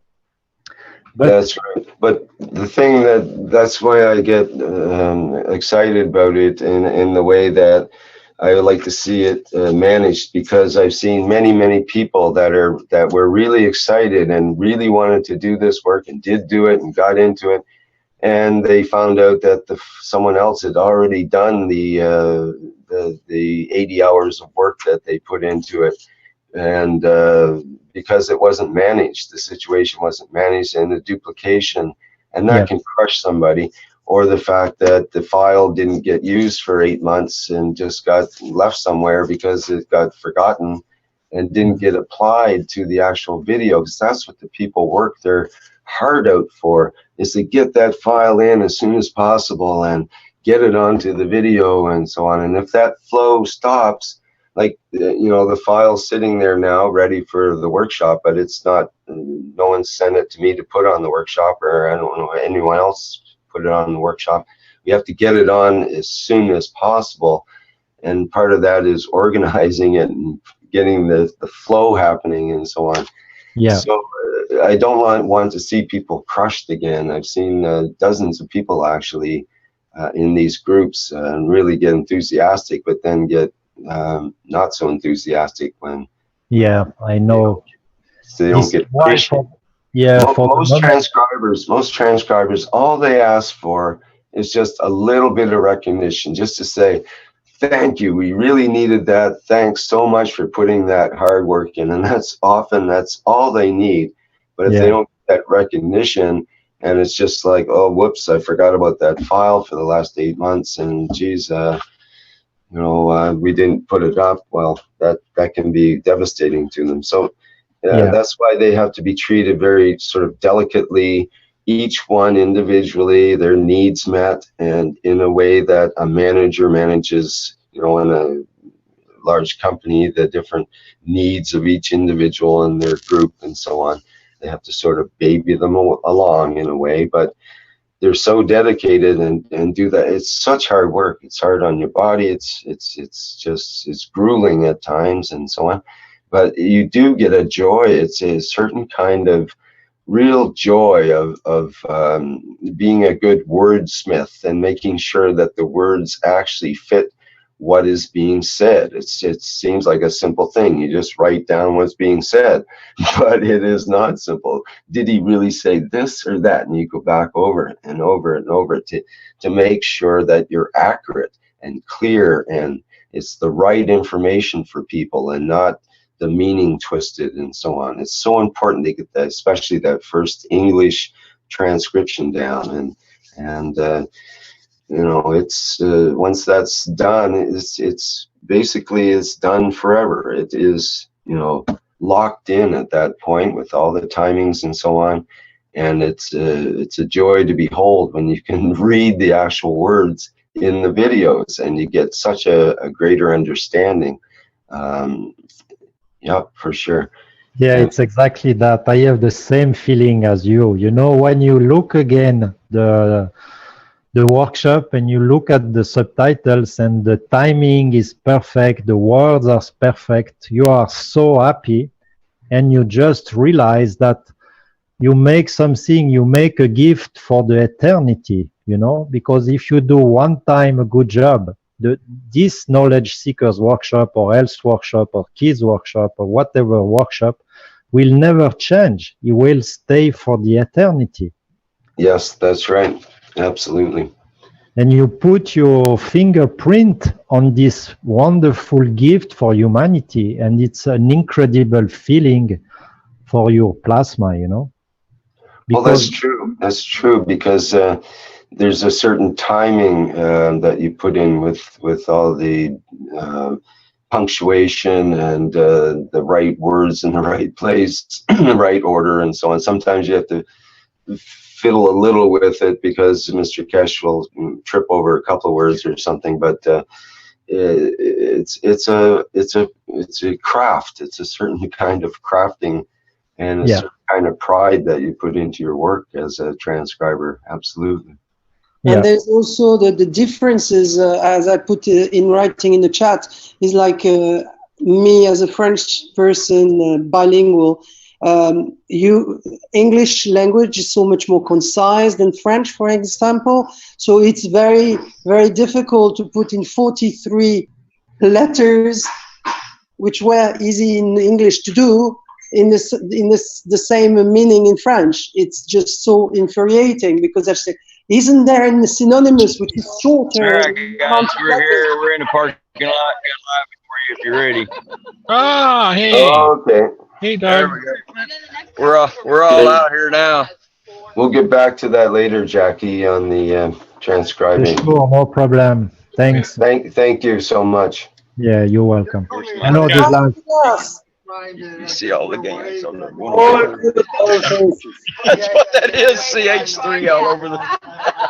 With the pH of the stuff, aren't you getting burned or stuff? I use natural elements. Douglas, what are you generating there? Made from natural organic stuff. The mayor is everything. I thought the pH was, They just use like for the acidic, they use concentrated like lemon orange and all the citric acids and make it. And boy, that goes down to the pH goes down to 1.63. So I mean, it drops, and you can buy that. I don't know why it costs so much. $20 for a little bitty bottle, but it lasts forever. Little bottle.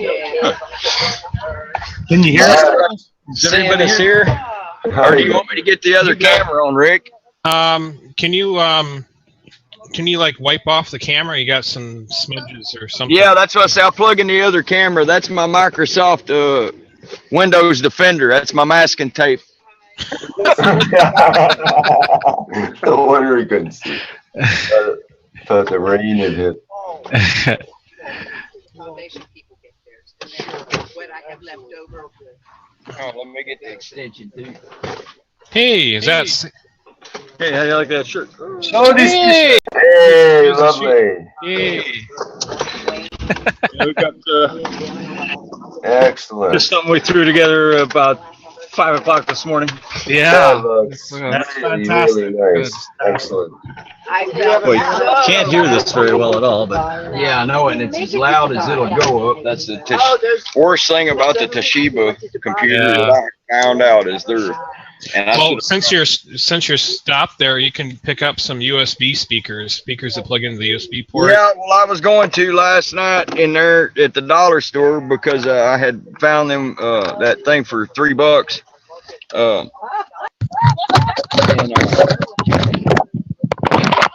let's see here. I got the extension in here so we can get out here longer. And I was going to grab one of them little external speakers. And I thought, well, I've got my headphones. I don't need them now. Yeah, you'll be needing them at the site this afternoon. So there we go. Now is that a little better? A little much clearer? better. All right. Yeah. So you can see we're out here in Big Lots, and there's Sandy and Bill and my wife and. No, we can't see. All we see, Douglas. He looks just like you. I mean, Douglas. Hello, Douglas. I'll get on the ground. There you go. There's Bill Jr. Hey. He's up there. Yeah. It's hard to operate backwards, but at least Flint got it to where I can see everything forward now. Yeah. Okay. I was having to do everything backwards. Michigan. Oh, yeah, this is Michigan. Sam from Michigan. This is Sam from Michigan. Just down to say hi. Yeah. Okay. Maybe we could go. Can we go around? You guys missed a great. With us, but they're in their car. Yeah, we've got a couple others that are they're already in their car ready to go. Yes. And we had a great visit and a great breakfast. Some delicious fruit. Here at the little Let's 8 make park. the camera steady. Pennsylvania is Make the snapshot. beautiful. It's nice and cool and perfect temperature, if you ask me. Even though it's a little cloudy, but Hey. Hey Doug, can you take a picture and send it on over again? I'll Do what, brother? Take a picture and we'll send it over. We've got all kinds of pictures inside, and all of us with our shirts, and we'll get them all loaded up here in just a little bit. The ones that we've got. Yeah, send them on over to me. I'll get them and I will, and whatever. On my phone, I can send to Flint. Yeah, that's what Flint's saying. Any of us that got any pictures, we can send them to him. That way, he can get them on the website there. Can you prop up the camera and? Yeah, because I'm tired of holding it. Yeah, I was gonna say, do you have a tripod, This thing Douglas? is made to be able to sit on the computer. Yes, you are like magnetic ray with this camera. You're always running around. I can't hear you. What? You're like a magnetic ray. Whenever you hold the camera, you know, you are moving around like magnetic ray through the universe. It's called hyper disorder. What do you need? You really need a tripod, Douglas. Let me see here. Let's go in there with a tripod. Yeah, he's got a little tripod for it. It's about 8 inches tall. Okay, well that would work. You can stick it on the hood. Okay, now you need to tilt it down a wee little bit. Hello. Hello. That's cool. high tech. That's high tech. Are we live? Yeah, we're live. Yeah, we are live.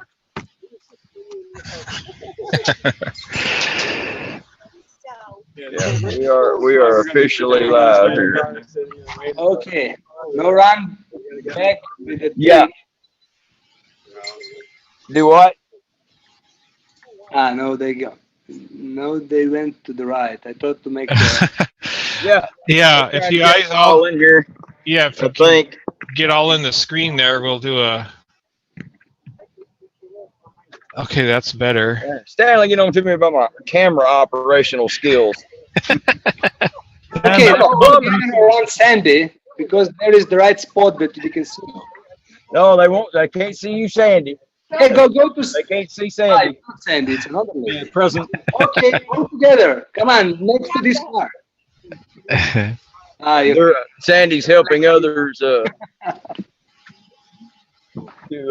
I guess, directions of what's going on. So, yeah. Hey. You see mine, Flint? Yeah. Don't you feel jealous? Yeah, I don't have one. Yeah, could you guys send us some T-shirts? I said, oh, that's what I wanted. You are wonderful, all of you, and we love you so much. I said this one was Flint's. I said to give it to me then.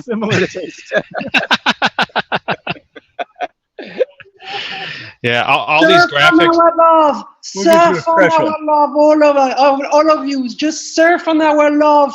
We sent you mountains and mountains of love from Europe. Oh, thank you so much, guys.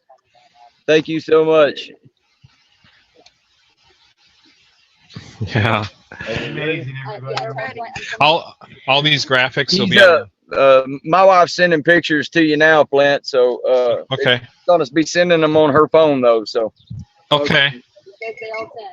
They're all sent, so they'll probably go to your phone. You can upload them from there. I think we're ready to head out and try to stay on this time frame as close as possible. So we're all gathering things together and getting out of here. So okay. I'm going to sign off right now, and here in a few minutes we'll come back live and do some live screenshots going down the highway. Okay, so you're still in Washington, PA? Yeah, we're in the parking lot of the eating park. Awesome. Park and eat, whatever. Yeah, it's get to meet each other for the first time after seeing everybody on the camera. It's like seeing family members you haven't seen in 20 years. You can't just get up and run out the door, Yeah. We've all had a great little time here, and I was late. I missed out on a lot of it, so. But I'll check back in here in just a little bit. We'll do a live feed from then on in. Okay. Thank you. Douglas, stay safe, drive safe, have fun. All this right, is Vivek guys. from Singapore. Hey, just so y'all do know that I wasn't joking. You can see You can see the metal on my tire right there. Yeah. Yeah, that's not. I told you we were literally going to get there on treads, but once we get there, we'll get some different tires put on the van. I was trying to make up as much time as I could. So anyway, we'll see you guys in a little bit, and we may even get to change the tire live. Who knows? Yeah, you ought to change that. You ought to change that as soon as you can. All right, I love you guys. We'll see you in just a little bit. Okay. Drive safe, brother. Take care. Cool. And all those graphics for the shirts and everything will be on the website momentarily. That was a crazy moment. That's great, Flint. And that'll be at the top of the new section in the main website there, I guess. There'll be a little thing to click on there for... Yeah, we'll get something worked out, and we'll let you know when it's up and ready. Yeah. Great. Thanks, Vince.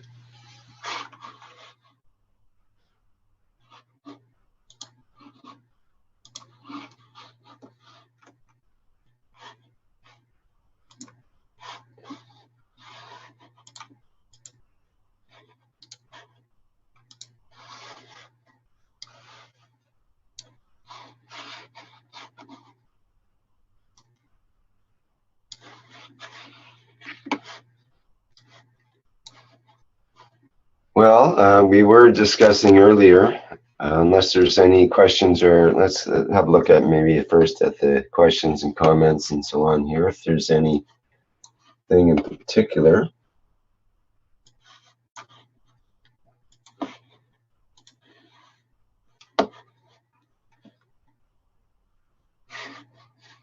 Just a couple of questions in live streams.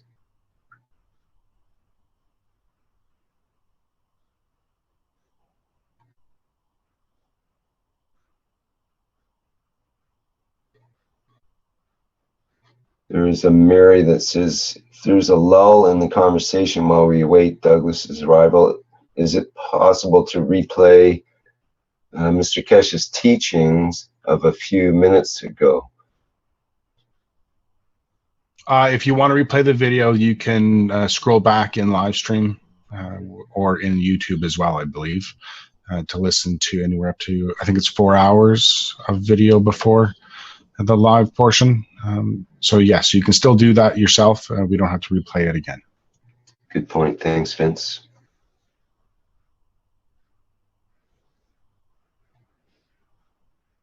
What I did like was yesterday with playing those the teachings that he had at the very beginning. Those were very good to the new people of the Keshe Foundation and the understanding of the technology. Just the very basics. That's cool. Yeah, that's cool. We can do that again. Because you have to remember, today is working towards peace. We have to work all towards peace on this planet. Mm-hmm.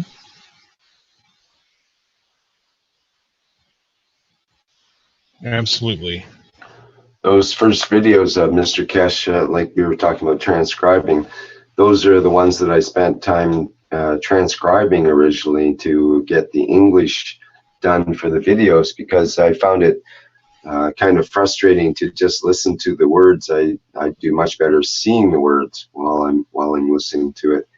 And I found that by transcribing, I got to understand what Mr. Keshe was talking about better, because I'd have to listen to things over and over and over to get the right words and so on. So I'd often, because I'm a slow typist, I'd have to listen to something maybe 10 times in order to type it out.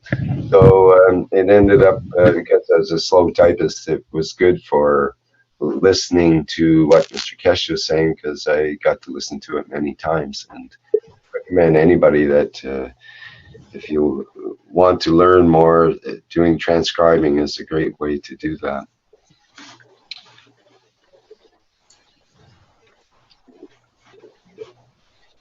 Just one thing I have put on the chat of the email address for the people who are interested to collaborate. It's subtitles@kfssi.org. Wonderful. Thank you, Jackie. You're welcome, Flint.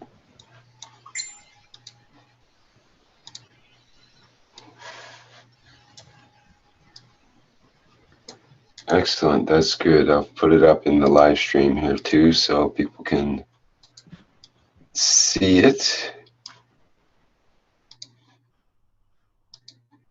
So what exactly can people do at that email address? subtitles@kfssi.org. Is that what it is? Send in, obviously,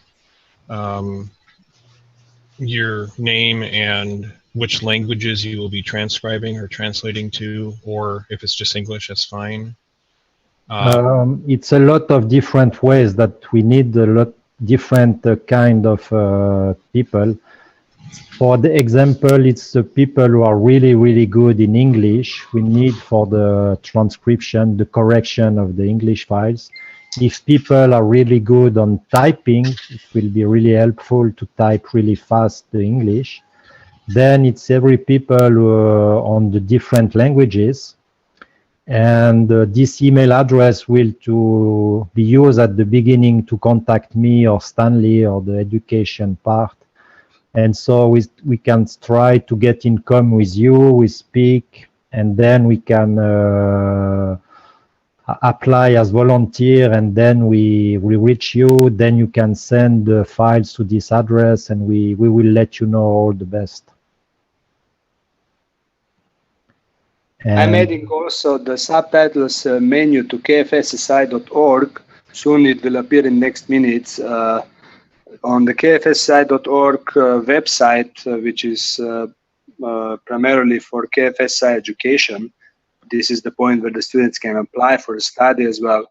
So there will be the subtitles menu, and on that page it will be information for all those that would like to volunteer, where to send the email, and there will be also the link to the spreadsheet that Jackie was showing before in read-only mode, at least that they can see for what teachings we are still looking for somebody who would create the subtitles, so that they get an idea. And then through this email, subtitles, kfssi.org, they will get confirmation, yes, you are assigned to this video. This is how we will do the next step, and then we see what comes out of it. yeah, absolutely. And the last things, I have put the link of the YouTube channel for the translation. If you want, on this channel, it will be the bridge between. We work on the translation, we get some subtitles, but like you said, Rick, perhaps we have only 30 minutes or 40 minutes, and so people can take a look, watch if there is some mistakes, and then we send the files to the official YouTube channel at the end.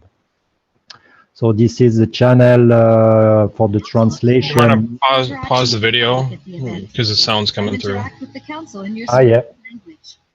The council encourages you to bring your positive suggestions and solutions to the table on how humanity can move forward as a whole towards everlasting. That's mine.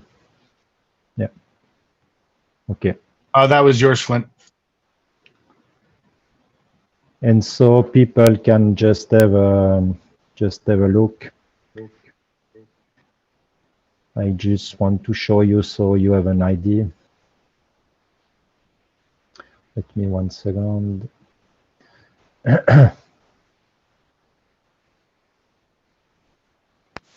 So this is the Keshe Foundation translation.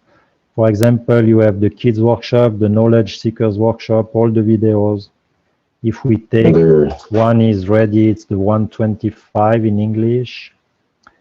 And so they have the, all is already done. You can take a look on that channel. And when we confirm the file is totally okay, we send it to the official YouTube channel. It's not quite ready. The word would, very first word is incorrect.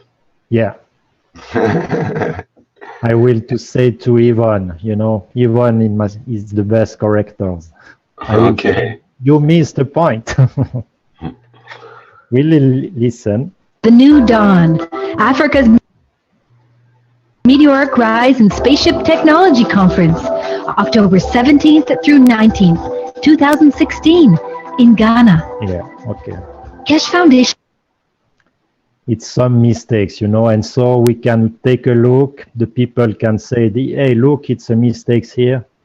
And when we are really good, we send the files to the official YouTube channel, and that's it. And perhaps last thing I want to show to the people, perhaps they have an idea how it works. If I take the 125, it's ready. It's the first one with fully ready. That's 124. Is that the same? No, it's 24. I want the 25. Yeah. The 25, for example, we just add the new languages. French, for example. Okay, French, Canada. Continue, and then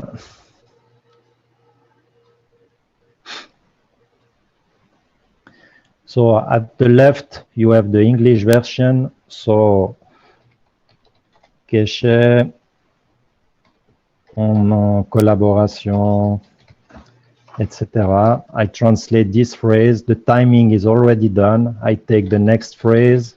It's already done. Then publish, and we have the translation. And that's it. No transfer of files, just the people work on that.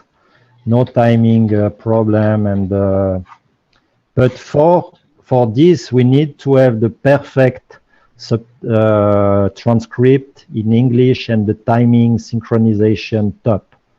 The phrase right cut, this is where we just so the people have an idea. Now we try to work by sentences to make not the phrases too long, but in one format that the people can, the translator can, for example, have the full phrases. So here they translate the full phrases. And if it's too long, we cut at the right point that the phrase will make sense, you know, in another languages. So we try to resolve all these points.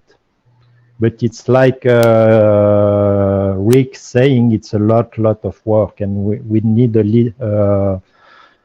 lot of resources, different resources. Okay. Thank you, everybody, to listen to me.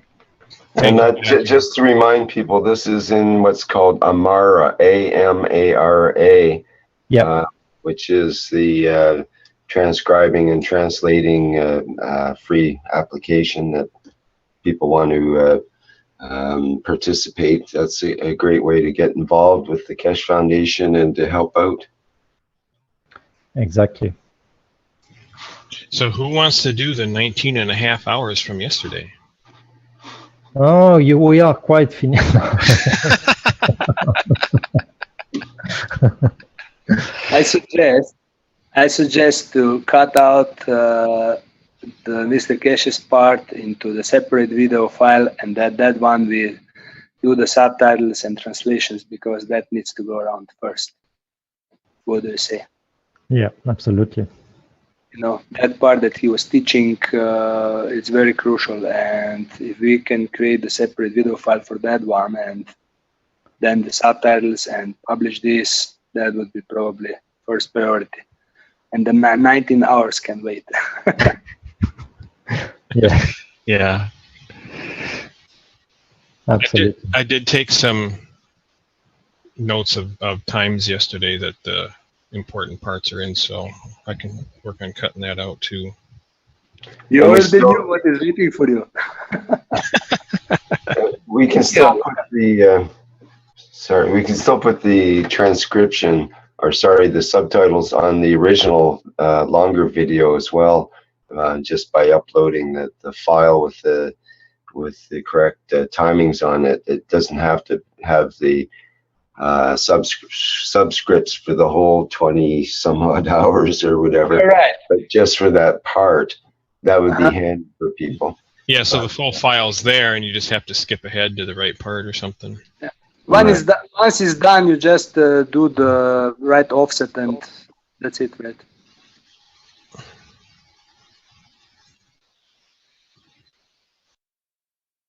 And yeah, my last things, I really want to thank everybody who helped on this cycle.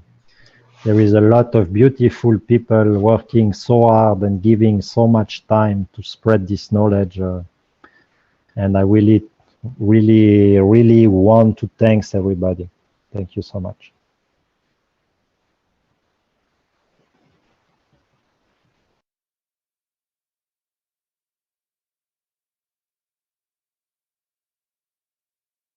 Yeah, thanks, Jackie. Kevin Blundell says, Rick, can you please mention the number of the workshop that was broadcast last Thursday, wherein Douglas and Mr. Kesh showed the 5.7 kilowatt unit working? Many want to watch it. Thanks.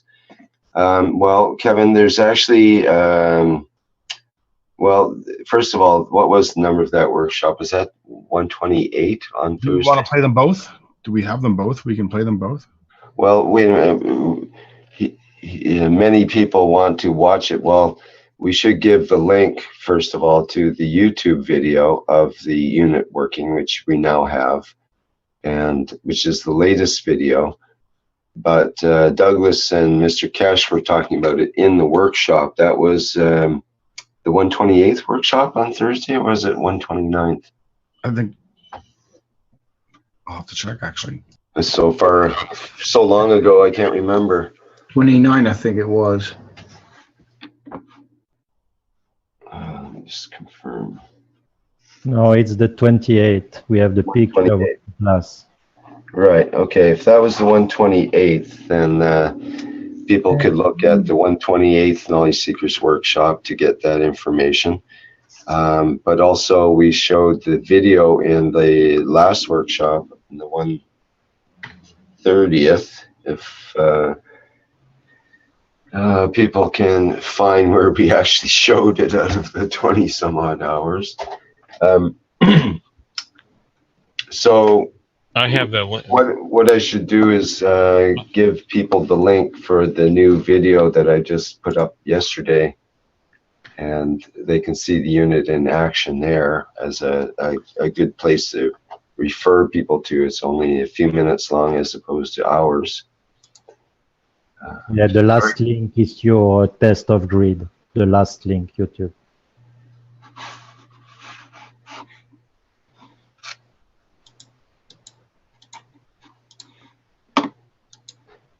And we could show it again here too as well, Rick. Trying to get the link to show it. Okay, there it is. Yeah. So you want to see the video from last Thursday? Also? I'm not sure. I don't think. Kevin, do you want people to watch that now? Is that what you mean? We could play them both. To watch the first one was the one in the 128th that started this all, right? Yeah, I have the one in the 128 if you want that.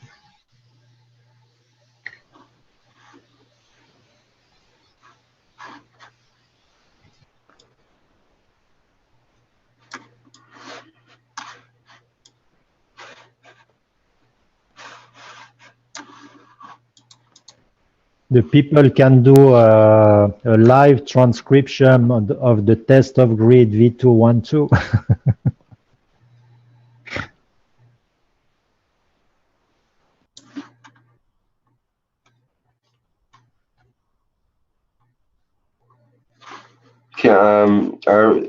Sorry, are we trying to get that 128th lined up? Is that what was working on there now? Should I show the what's it called again? I have the 128, the one that was showed last week. I have that ready.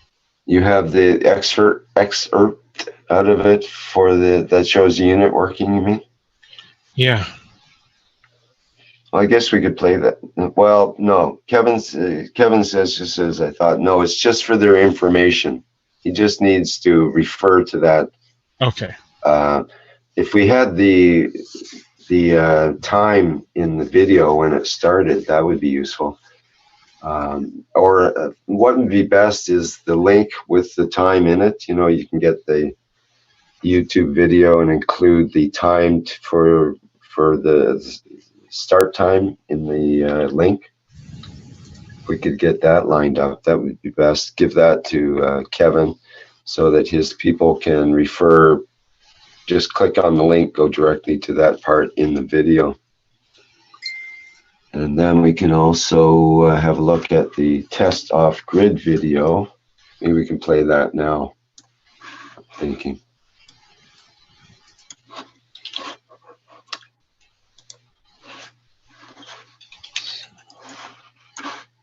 Let me get that lined up. I've got it here.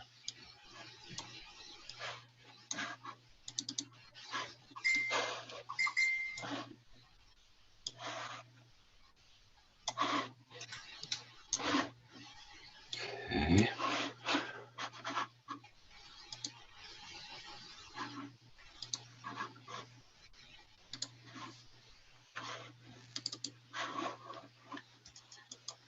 Which includes tea and lunch.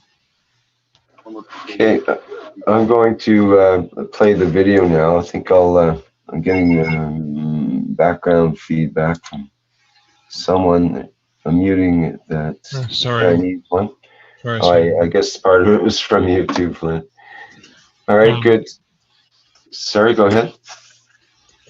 So we're playing the one from 128 first? No, the way I understand is we don't really have to play that. Kevin says it's just for their information. He needs the, what I thought we could provide him the link with the time signature in the link and put that in the chat, and then Kevin can send that out to his people in the distribution end. Okay, I'll get that link here in just a minute. Perfect, thank you. And then in the meantime, this is the video from the Keshe Foundation site, and I'll put the link in the live stream and also in the chat for people as well. I don't see the share. Can you try resharing that, Rick, please? Really? Maybe it's just me. It has its little thing around the window like it's supposed to be sharing. I see it on my screen. It just could be me.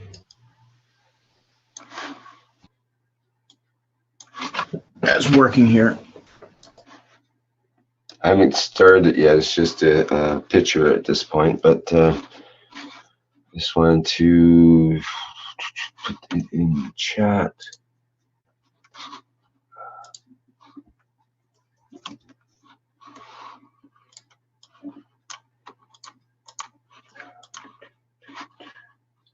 Just 1 second. August the 12th. There we go.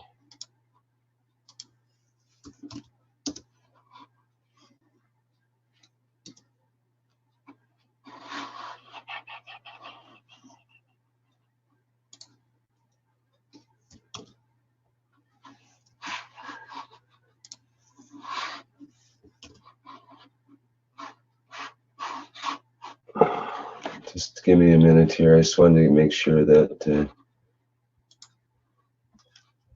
got the correct thing. Okay, there we go. Okay, I'll start the video now. Let's just to remind people, this is called Test Off Grid V212, and it's found in the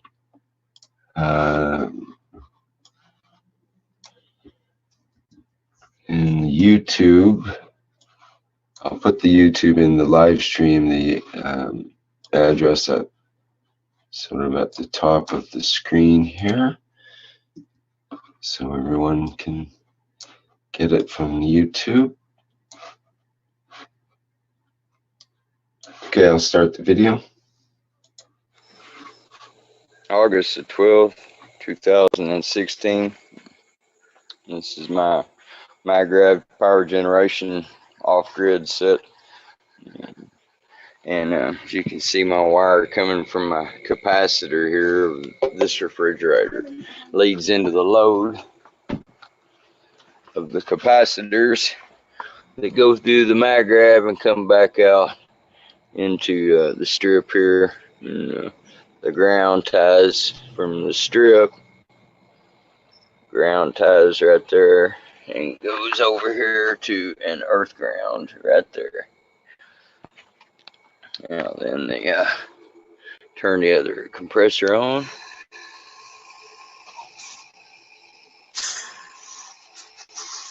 Now we've created a loop, and we can see by my voltage indicator there, we got 121.5. If you've noticed, I've had to put a pair of ice grips on here because this little surge protector is nowhere near capable of the amount of watts that we're going to pull through it. This has a startup capacitance of 700 to 800 watts and a continuous run capacitance of 85 watts. This is a panini sandwich grilled cheese maker, lights on, and it's 800 watts.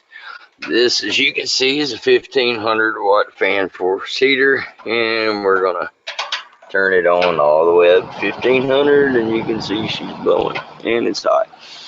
This is a 45 watt hair straightener, and I ran another load over to here so I could turn on a 1500 watt hair dryer. Might want to push that reset button, maybe. There we go. That's the low setting. That's the high. So we got 1500 watts. I'm gonna set it on the ground there. I don't want it sitting on my refrigerator. And of course, the refrigerator is a key part of this. So you can see that it's working in there. Ice in the fridge. Okay, so everything is on and operational. I just stepped on the ground there.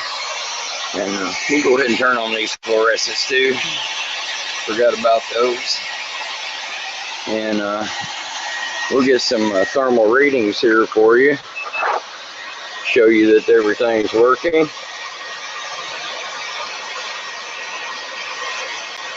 Looks like about 345 degrees on that one.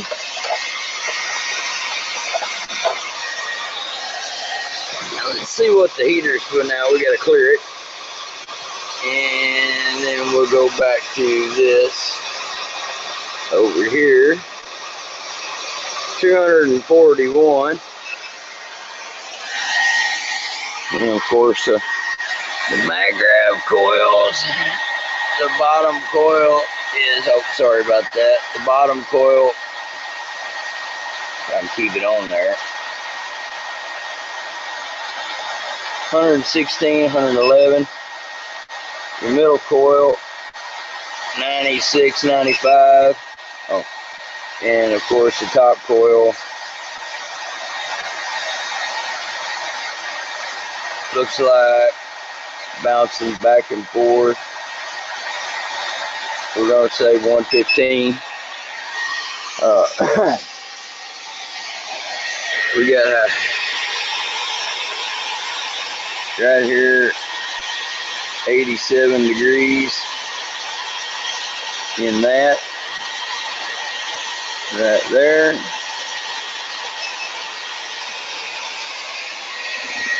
Wires 88, 91 degrees. The hair dryer is still running. The heater's still putting out plenty of heat. We'll come over here.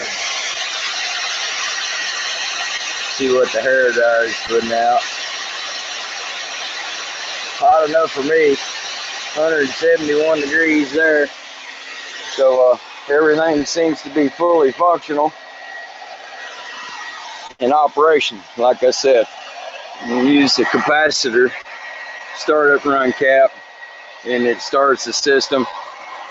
And this makes an infinity loop plugged into the system. That creates the voltage. And if we add up the wattage here, we got 15 and 15 is 3,000, so that's 3 kilowatts. 8, 3,800, 54, the 3854, and let's just call it even 100 on the 2 refrigerators. So 3954 and 50 on that. So 40, 4K right now. It looks like what we're pulling off this particular unit. You can see I had a piece of matter copper there. It got hot. None of this did though. Look at that, 116 degrees, 104, sorry. And we'll get over here on this, now that it's nano, look, 200 degrees. But you go right here, and you see it starts dropping down. And that's a little bitty 20 gauge stranded wire. But it cools down as it goes through the maggrav. You can see it's dropped down to 94 degrees. And now that this is nano coated, the next time I fire it up, it will be at a lower temperature. It won't get that high. Like the rest of these, you know, they don't get high, 88 degrees. They've already been nano coated. Once the nano coating process takes over, then it's all it does its own thing from there. Well, anyway, that's more than 4 minutes to show Armin, and I'm hot enough out here, and I've got heaters blowing, and hair dryers are going, and everything. We'll leave the lights running and get the. Let's see, the 2 compressors are what runs everything. Everything can be taken off of here. You don't have to, as you can see, I've got an earth ground. You don't have to have an electrical source. There's no wires attached anywhere around here at all. You know, so anybody can see it comes off the compressor right there. There's no wires except for what's on the ground. That goes to the hair dryer, back down to the strip. Like I said, if it wasn't for those vice grips, we would have never been able to do that, because that little surge protector will only allow so many watts to go through it, and we just pulled 4,000 watts through it. So they're not rated at that. A 14 gauge wire is rated at 1440. And as you can see, this wire is not even hot, and it's a 18 gauge stranded wire. And look at this little bitty wire here. It's a 20 gauge stranded wire, and it didn't melt at all.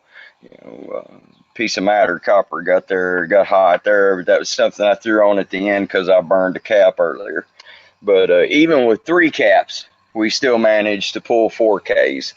So, and we showed the thermal indication that all the units were working. And as you can see again out here, there's no wires, just an earth ground. I do require a ground.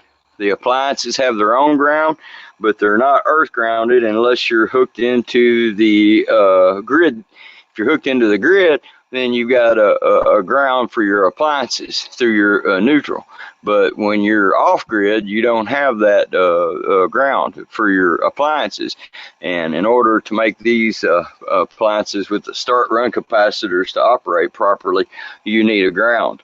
So this is the earth ground, and you know, I chose to use a number 8 solid gauge solid copper wires. So so this is I hope will satisfy everyone's curiosity and show that the marvelous feat that this unit is available to do. You know, it will perform a specific function, several actually, but one of the main functions is not only the power generation ability, but the ability to carry massive amounts of current and wattage through nano coated wires, and through the nano coating process allows this to become a superconductor, which allows the electricity to travel through here at a higher rate of speed, frequency, if you will. So you know, less resistance. If there's no resistance, there's no heat.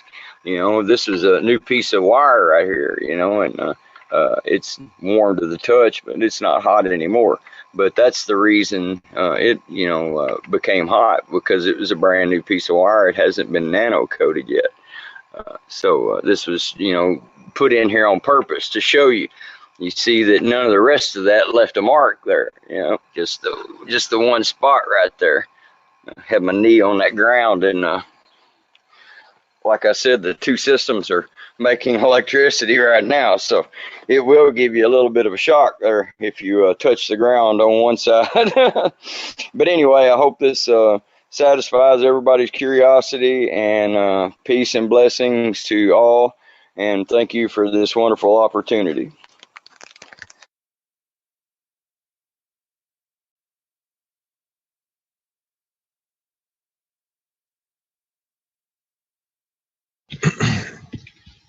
Thanks, Rick.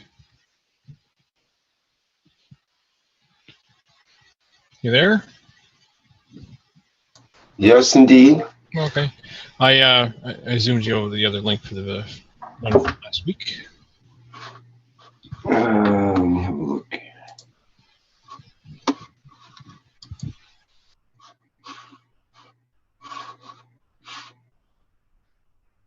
Can I ask a question?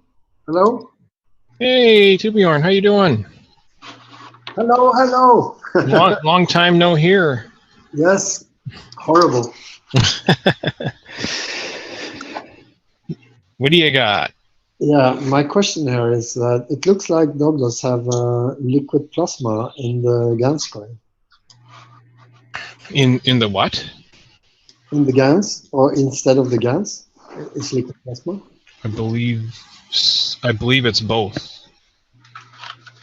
Yeah. I'm not sure. But can you look through? It looks like we can look through his. Yeah, you have to rewind the video there a little bit, Rick, for a clear shot.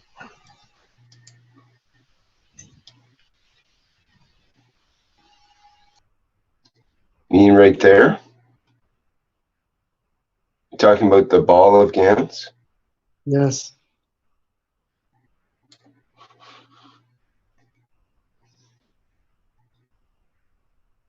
They don't look like ping pong balls. No, I think he's using his smaller acrylic balls that he's gotten to use the triple core stuff to get the right diameter. Because ping pong balls are actually just a wee bit big, right? Another question is when he's talking about the capacitor in the fridge. That's a capacitor from the very fabric for the unit. Could you say that question again? I'm sorry, Rick. When he's talking about the capacitor in the fridge, is that his own capacitor, or is it the capacitor from the fabric? What do you mean fabric? Oh, the label, just using the. Yes, it's the capacitor in the fridge, is what I think he's referring to, correct? Yeah, that's what I understand, yeah. Because usually those, they look like, well, I had a look at my fridge, and it looks like between the in the connections, it's like a small bottle made of copper. Is that a capacitor from the fridge? A bottle made out of copper? Yes. It doesn't sound like a capacitor. Usually it's not copper on the outside. It'll be like look like a little canister on some motors. I'm not sure what this fridge will have on it, but a small black the bottle with the capacitor is most likely the container for the freon gas. So I think that's what you're looking at. Yeah, that's right. Exactly. But is it easy to find the capacitor from the fridge? Well, it'll be attached to the motor circuit, know, close to the motor or attached to the motor in some cases. I've seen. Does it look like our capacitors? It looks like anything from a D cell battery to a D cell battery that's 5 times as big, say. Okay, thank you, Rick. And if you go to a refrigeration parts place, they'll have a long aisle of capacitors for compressors and boxes of them, because there's each capacitor is specific to certain size motors to start them. And somehow the capacitor is used to essentially jumpstart the maggrav generator system, is the way I understand it. It's the heartbeat, the pulse of the system. From the fridge? The fridges are the two most important parts of the circuit, apparently. That provides the pulse. But on the maggrav unit, it seems that Douglas only had 3 capacitors. Mm-hmm. Yeah, one blue. Yeah, he said he was doing some other tests with it in the video there, and that it blew. So he's, yeah, because the one he showed last week actually had 4, and these are his special design capacitors too. Yeah, and then he hot wired it basically with that little blob you see. If you see my marker there, there's a little, well, as Douglas was pointing out in the video, when he was taking the temperature on it. Let's just go back and have a look at that detail. Where was it?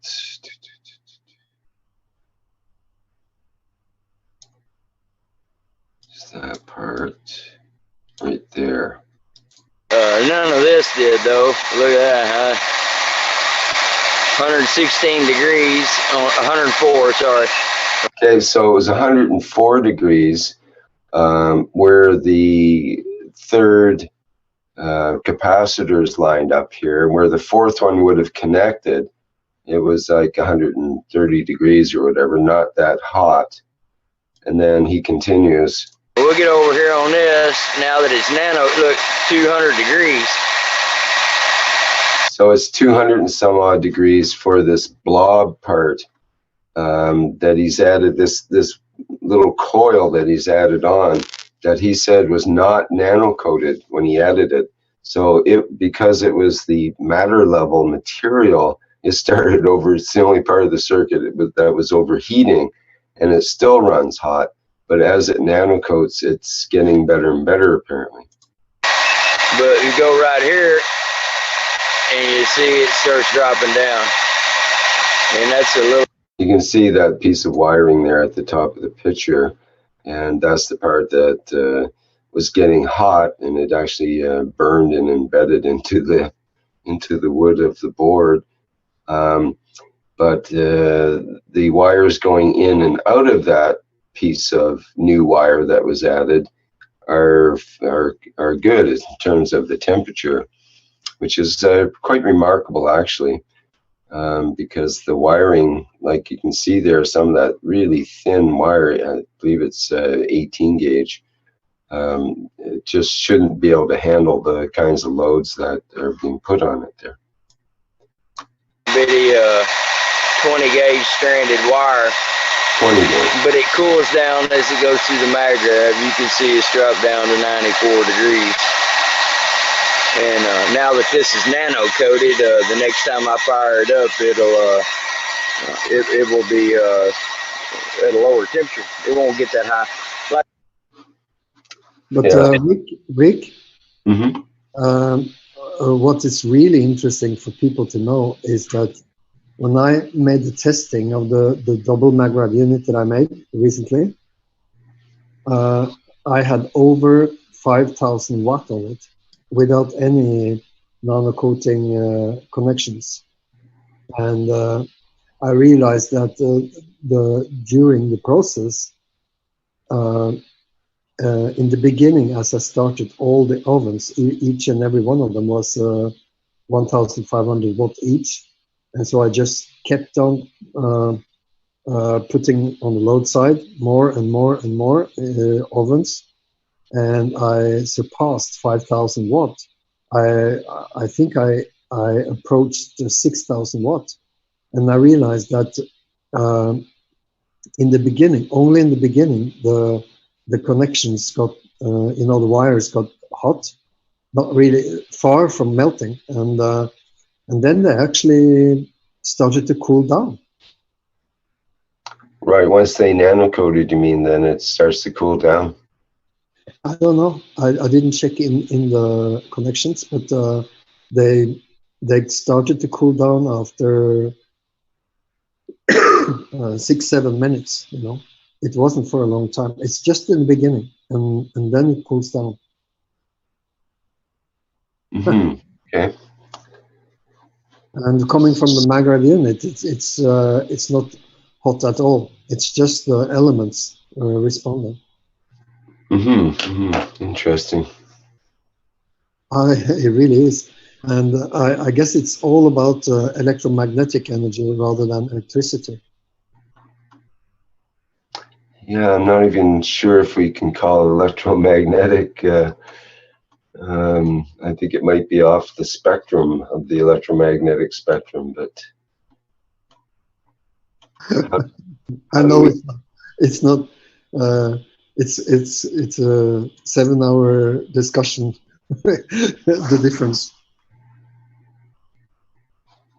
because you see, if we go back to the presentation in Rome, when Mr. Kirsch was testing an American system, this was a European system, 110 and 220, and on the load side, both of them are working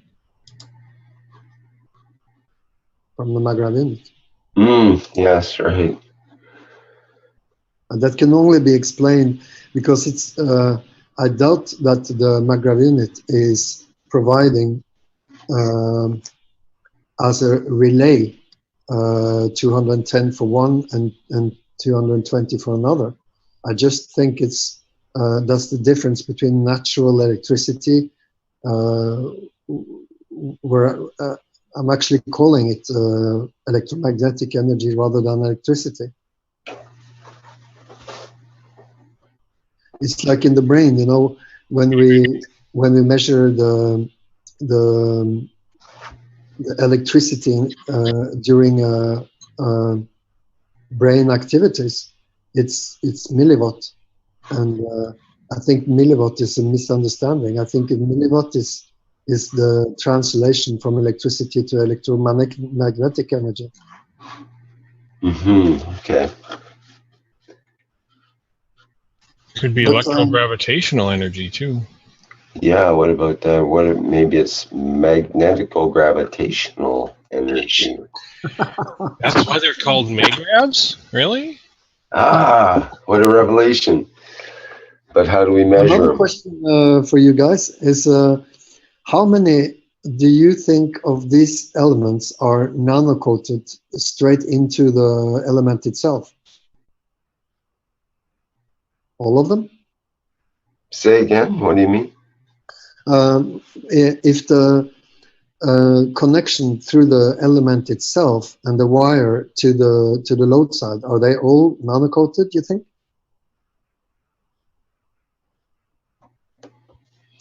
The wiring on the load side in the Maglev unit, you're saying? No. I guess from the Maglev unit to the load, it's all nano-coated. But from the elements, like the air pump and all the elements, are they nano-coated straight into the unit itself? All the wires? I think over time it would be. That's my opinion. Yeah. Yeah, it makes sense. So that explains why you said it's working better and better. Just like you said, that red wire in the picture there, If you peel back the coating, the entire inside would be nano-coated, where it was not before. But another thing to think about is nano coating. An actual nano coating, we can't see the initial nano coating. So a wire could be nano coated, and it wouldn't necessarily be black. It could still look like copper, and have a few atomic layers of nano coating on it, enough to do the job to transfer the plasma. But you got to remember, the plasma is transferred already, so it's already creating that initial nano coating. It's like structuring it as soon as you hook it up. Mm-hmm. We just have to remember what the Germans, when they used a battery to nanocoat a wire, they actually turned off the process when the copper starts, when it was clearly darker, but it was far from black. And the rest of the procedure, they knew that if they took off, using negative and positive just to force the field with heat, and they nano-coated it, and stopping when it got reddish, and then they just took off the battery. So a couple of 3-4 minutes later, it actually turned black.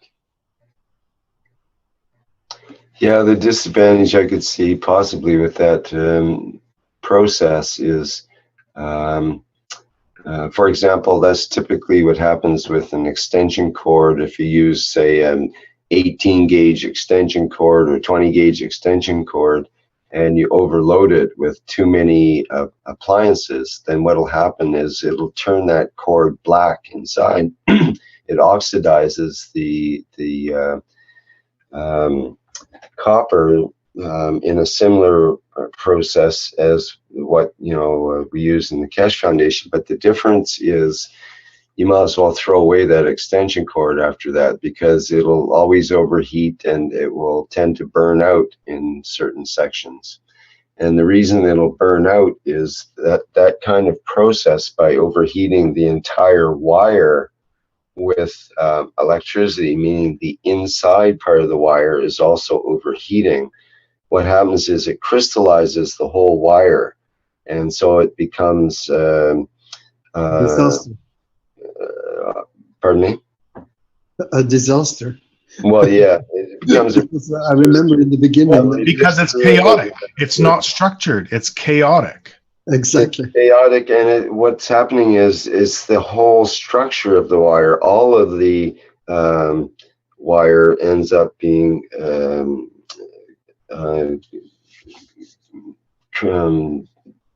what would you say?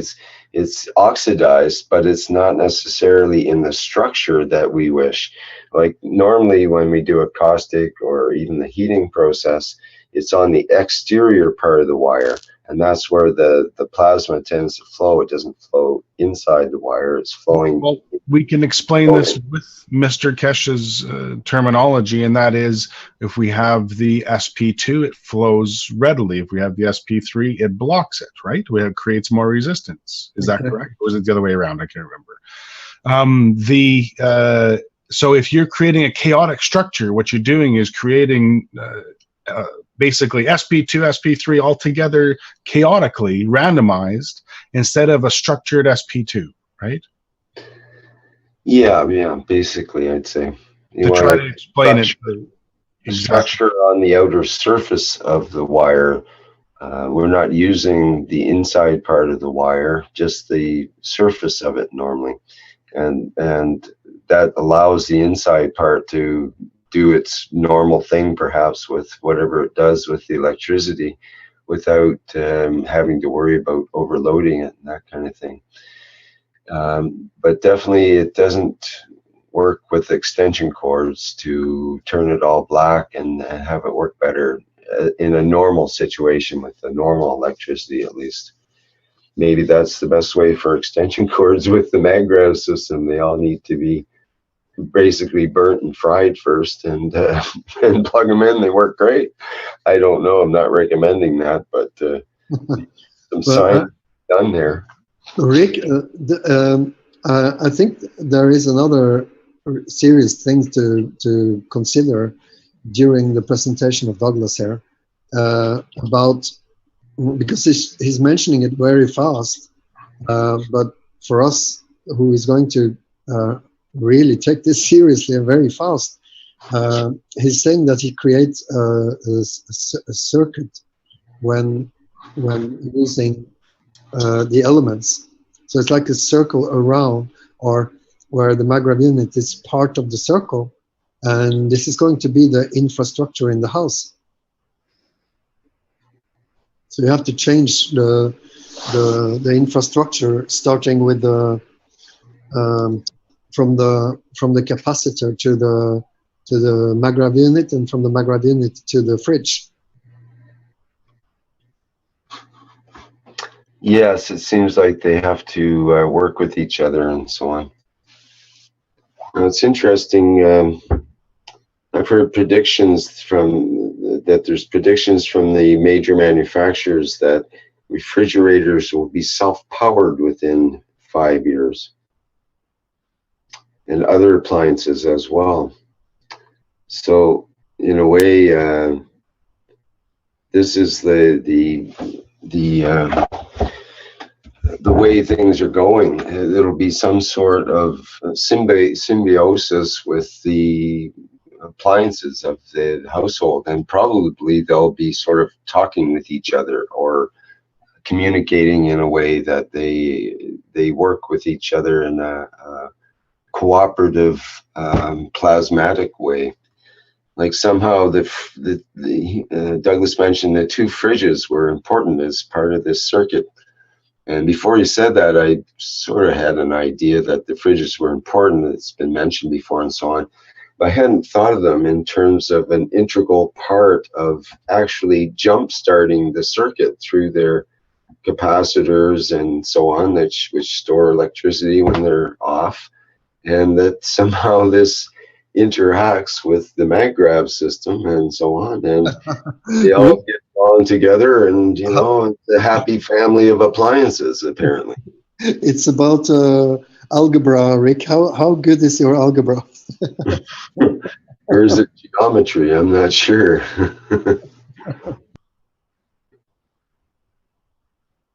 I mean, we have a partly dysfunctional family here. We had one capacitor that decided to leave the family, but yet it continues functioning. That's the funny thing about it. It seems like it's almost like none of the parts are mission critical, but yet they all have to work cooperatively together to get the job done and do their individual things.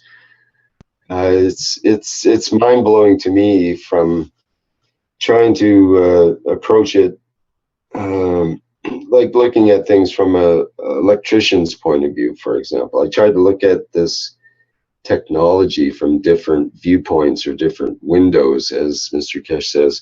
If you look at it from the electrician's window or viewpoint, this would be outrageous. You wouldn't normally be using, normally if you see a wire that's black, that's copper, and you're an electrician, well, you rip it out.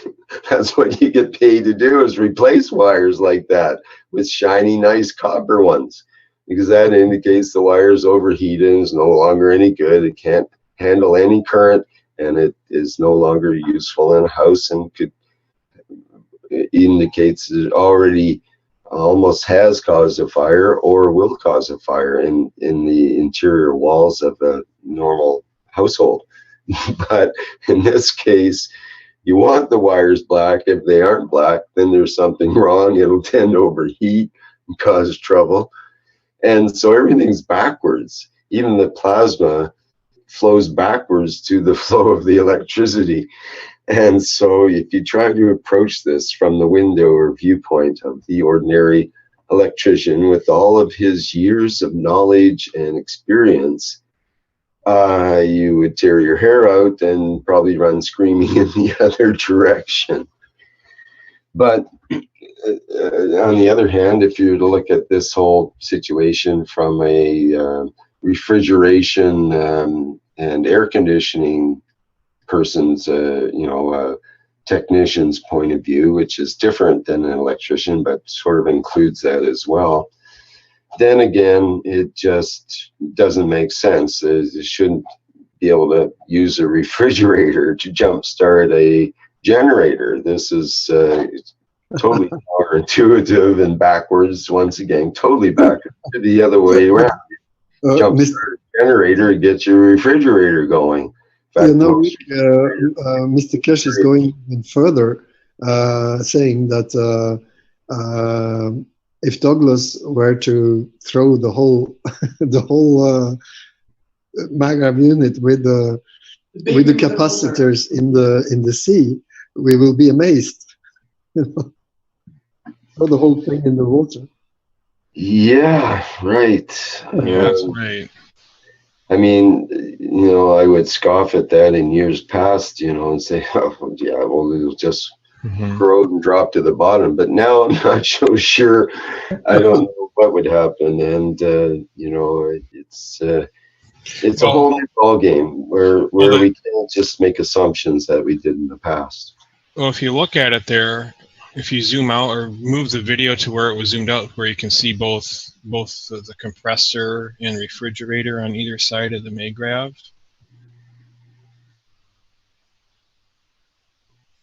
Somewhere in there.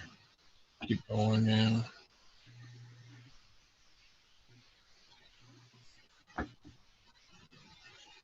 Maybe it was like he was at the back side of the thing there, and he had the refrigerator on the right and the compressor on the left. There you go.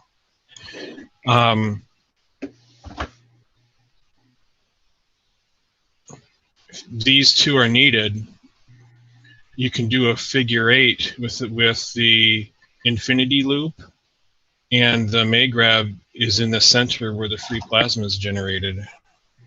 Well, that's a good point. That's a really good point, Flint. Let me see if I can get that a little better here. There. And so it's these two things that create an infinity loop.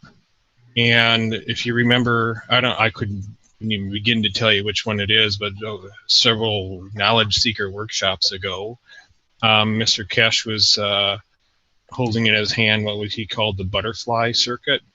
And it was two of these flat coils tied together in a butterfly situation in the infinity loop.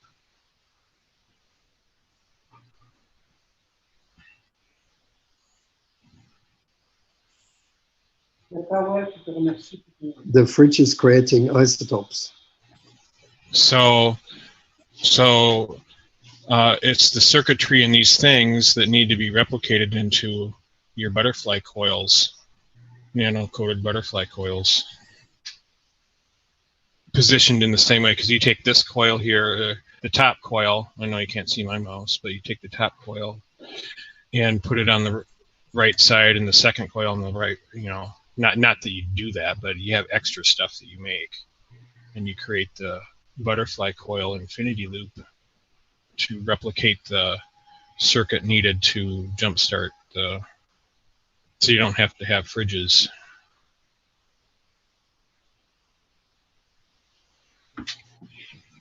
So what would be on the wing to replace the compressors now? You're saying it would be capacitors, or what would be there again? Another Magrav? Your double coils. The two coils that are on the top plate there. You have a double coil system on the left, a double coil on the right, and the two are tied together somehow. Yeah, I don't know. You're far out, Rick. This is not the butterfly effect. Okay.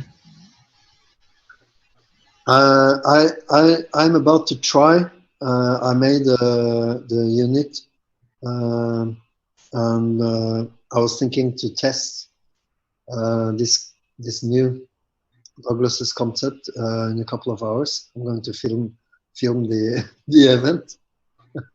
Well, that'd be great if we had a couple of breakthroughs during our broadcast here. Well, experimenters were actually popping up that could duplicate this technology. And Mr. Keshe has mentioned releasing the blueprint today, actually. So maybe we will have some breakthroughs before the end of the day. That's how fast this can move in this point in time in our history as humans. We have the technology of communication at the same time as the ability to duplicate things and create things quite easily.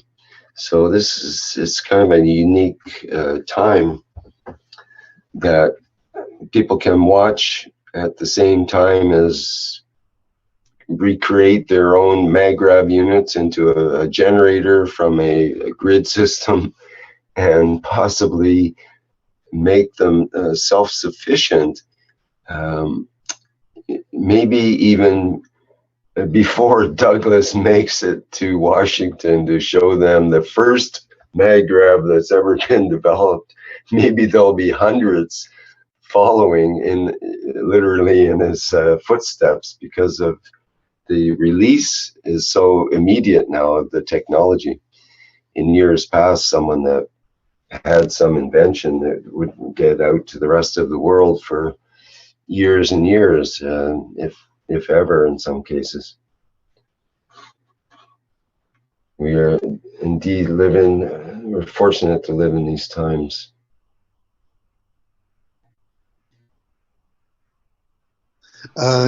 Yesterday I had a 5 hours presentation for the Polish people on plasma technology, and I realized when it was finished, Carolina had distributed this film with Douglas, so I was 1 hour too late.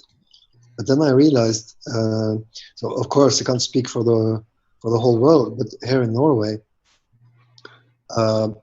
people are their impression looking at Douglas's presentation, they're absolutely just their head becomes just a sign of a question mark and perplexed. They don't know what to think of this.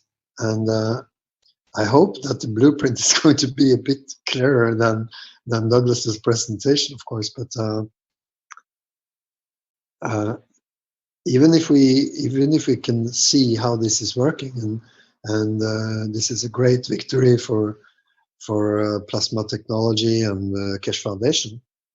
But I've realized that so far, the reason why people are looking at this and actually they don't understand the buckle, It's very, very strange reaction.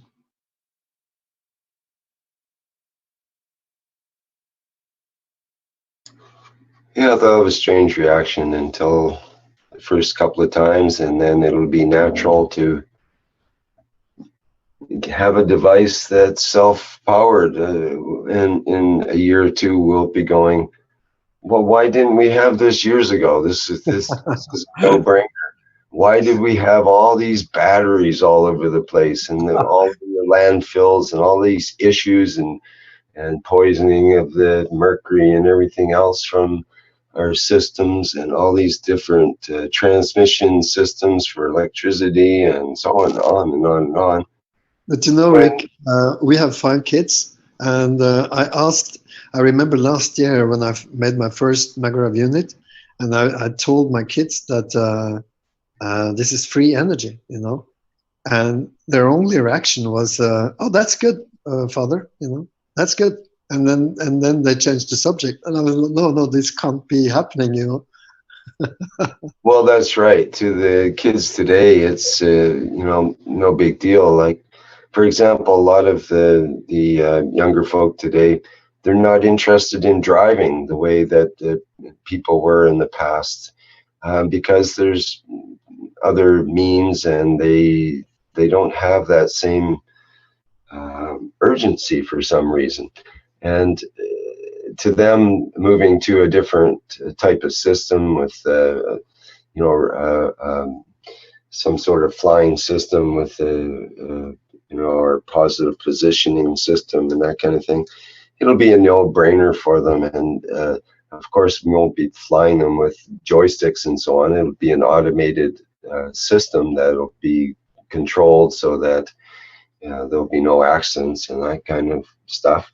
So they'll move right into that and continue playing their Pogo Man games as they walk into the spaceship and zip off to Europe or the other side of the world for lunch with their friends and playing Pokemon the whole way.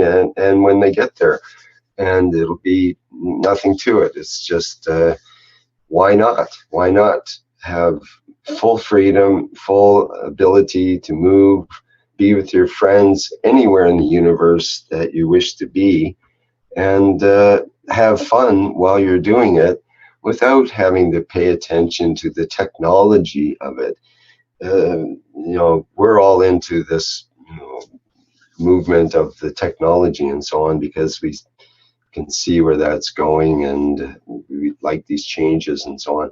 But why do we want these changes? It's ultimately so that we can feel more free, feel more secure, and make it so we're able to be with their friends and play Pokemon on the other side of the planet or other side of the universe if we want, and go and show other people how to do it and have fun and interact and that kind of thing. But the kids today, they have a different attitude, and maybe it's a more advanced one in a way.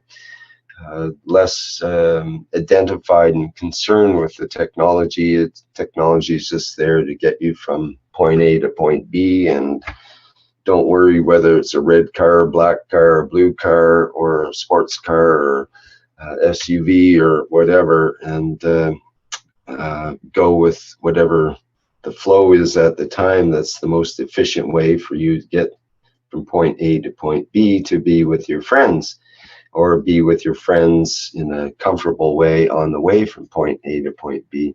But the point about it is that you're with others, or going to be with others, and to part of this interaction and mixing of peoples and cultures and civilizations and so on. That's we're doing now on the planet and off planet as well, as we understand it. Rick, I was thinking of something that we should have a discussion on, because I don't really get the whole idea from when we all started in I guess it's about a month ago. We're starting to use the fridge on the load, and a friend of mine, we have a new warming pumps. I don't know what they're called in English. Warming pumps. It's like a warming pump. Pardon me. Yeah. It's like a heating system. It's a heating system, but from their. It's called a heat pump. Yes, heat pump. Heat pump, yeah. Yeah. But when you compare, because what I thought was that the fridge, with all its relays, has a connection to the drying machine and so on.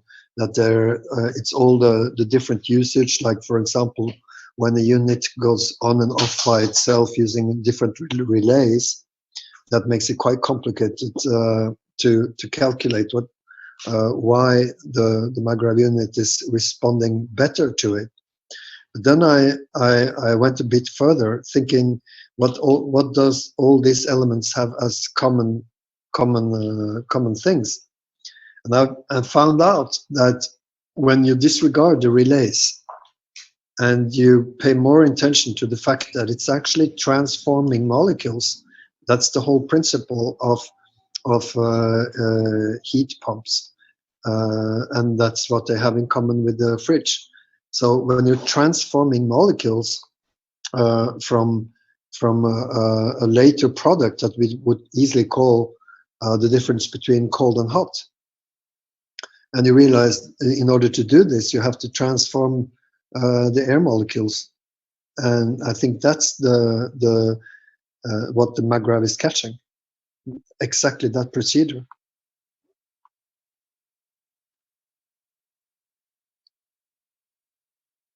Rick, can I ask a question? Yes, sure. Who's speaking? This is Steve from California. Good, thanks. Looking at the infinity loop that's in front of us, it would be interesting to, at some point, open up the compressor like on the left and see if the coilings in there have nano-coated. Because I think, as you were saying, the wire being black or not black isn't a true representation of whether it's been plasma coated. Does that seem fair to say? Right. So how, if you open it up, how would you tell?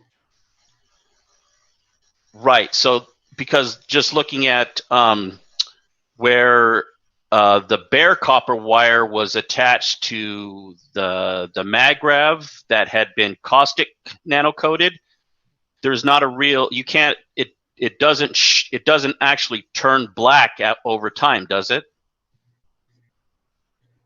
Well, that was my point. It may not turn black necessarily, but still could have a nano coating on it. Like, for example, plastic containers can have a nano coating and still look pretty much the same as they did before. They might look a little more dull or something like that. But the difference would be if you use a electric meter and take a resistance check on the surface, it would show that would have infinite resistance, basically, or close to it, a very, very high resistance from the nano coating. And even though it may not be visible, it could be easily measurable by an electrical instrument or some other way. You could use an electron microscope or something like that, I suppose, but most people don't have them in their back pocket like a meter. Right. That's like what I had when I was trying to nano coat aluminum, how to tell if it was a true nano coating, and by using your multimeter on the resistance scale, and if you put the probes on the sheet of aluminum and you had infinite resistance, well, that was opposite to what you'd normally see if you put your probes on aluminum, where you'd have continuity. Is that correct? Yes, but I think that not all nano layers are the same. Not all materials necessarily would put on would make an insulating nano layer like that. I know copper tends to do that, and graphene, I believe, is a similar way, where it tends to conduct electricity one way but not the other way as much. But zinc can be different. Zinc oxide, for example, can be a piezoelectric material in itself. So just the act of bending it can produce electricity and so on. It's and again, the structure itself of the nano layers, there's so many different ways and means of making these structures. You could have a copper oxide that looks like just a bunch of flaky, fluffy stuff when it's magnified. You could have copper oxide that looks like very structured, perfect little pyramids. Or you could have rods that are sticking up like a forest or a bunch of hairs and so on. Right. All these different configurations have different properties. But the ones that we're often using with the Kesh technology, the one where the standard caustic coating, as we call it, is generally one with multiple layers and high resistance through the layers, but essentially superconducting along the length of the layers. So it's yeah. Anyway. So getting back to the to looking at what was created, perhaps what occurred was that both compressors being exposed to the maggrav over time nano-coated and created the cascade effect like we were trying to do with back before, with just having one maggrav, on-grid maggrav, and then we added a second on-grid maggrav, and that created the cascading effect. Maybe at this point, with the off-grid, you have two units that are cascading with that center maggrav to create the infinity loop. Maybe that's why the positioning is so important on the table. And I don't know if he can. Well, I would. Okay, that's an interesting theory. I would venture that I don't believe the wires need to be conditioned, or the appliances. It was said something about the appliances don't need to be conditioned before being plugged into the system and so on. I wonder if that's true. The fridges here as well, the compressors. Yeah, they could be, because in the video last week, you had the refrige on one side and the compressor on the other. Now that could have been just because of the table. But I think it's because of, not because of the nano coating that's important. I believe you could use essentially any refrigerator and substitute it for that one, say the one on the right there. Correct. You could plug it in and plug in the wires, and you wouldn't have to wait for it to be nano coated to work. No. I think the fridges just provide the pulse that is the core of getting the system jump started, which was provided by plugging into the grid before. We didn't have to have the grid necessarily nano coated for the maggrav device. You know, a lot of them would start working right away. You wouldn't have to wait for months for it to work necessarily and nano coat the whole house and grid. And so it's the pulse or the field that it puts out that activates the plasma vortex. Right. Now, whether the geometric location of the units, seems coincidental that the maggrav unit is pretty much exactly right in between the two compressor units here. And, you know, maybe there's something about that. Maybe there's certain fields being given off by these compressors due to their pulsing. You know, you hear a compressor run, and when a fridge kicks in, you hear that sort of little pulsating taking place. I think it's the fields. Yeah, I think there's something to that. That's all I'm saying. Right. So is it the fields that are given off by these compressors, or is it tied into the actual electrical wire that comes out of the units that are plugged into the electrical wiring where the pulse comes from? I wouldn't necessarily say it's the compressors. It's the field that all the wires and everything working together generates. Because don't refriges create both AC and DC? Isn't there both in there? Well, all AC is usually converted to DC to make anything work these days. Oh, okay. There's a transformer that would be there.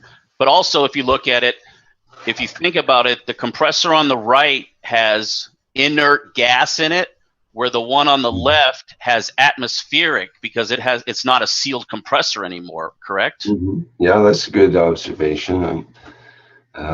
So the difference, perhaps, you know, where one's giving and one's taking may be a part of it too. One has an inert gas and the other one has atmosphere in it, perhaps.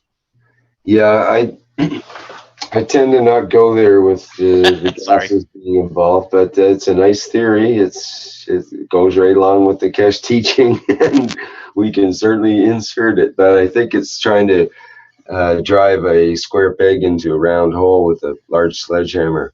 It'll work. But it's something, if we know we can disregard it then if it's not part of the process then, so we don't have to make that argument in the future. Oh, it's, you know, the difference in. Yeah, I've never heard anything about the gases involved being brought up, but it's certainly a good idea. Why not put plasmatic vapor in these units and have them work differently or something.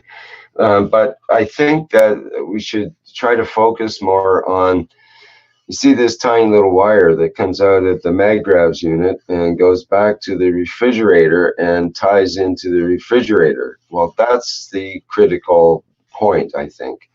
It doesn't tie into any of the gases or anything. It ties into the capacitor. At least we're told that it's right directly into that capacitor circuit. It bypasses the wiring and everything else and just goes directly to the capacitor is the idea.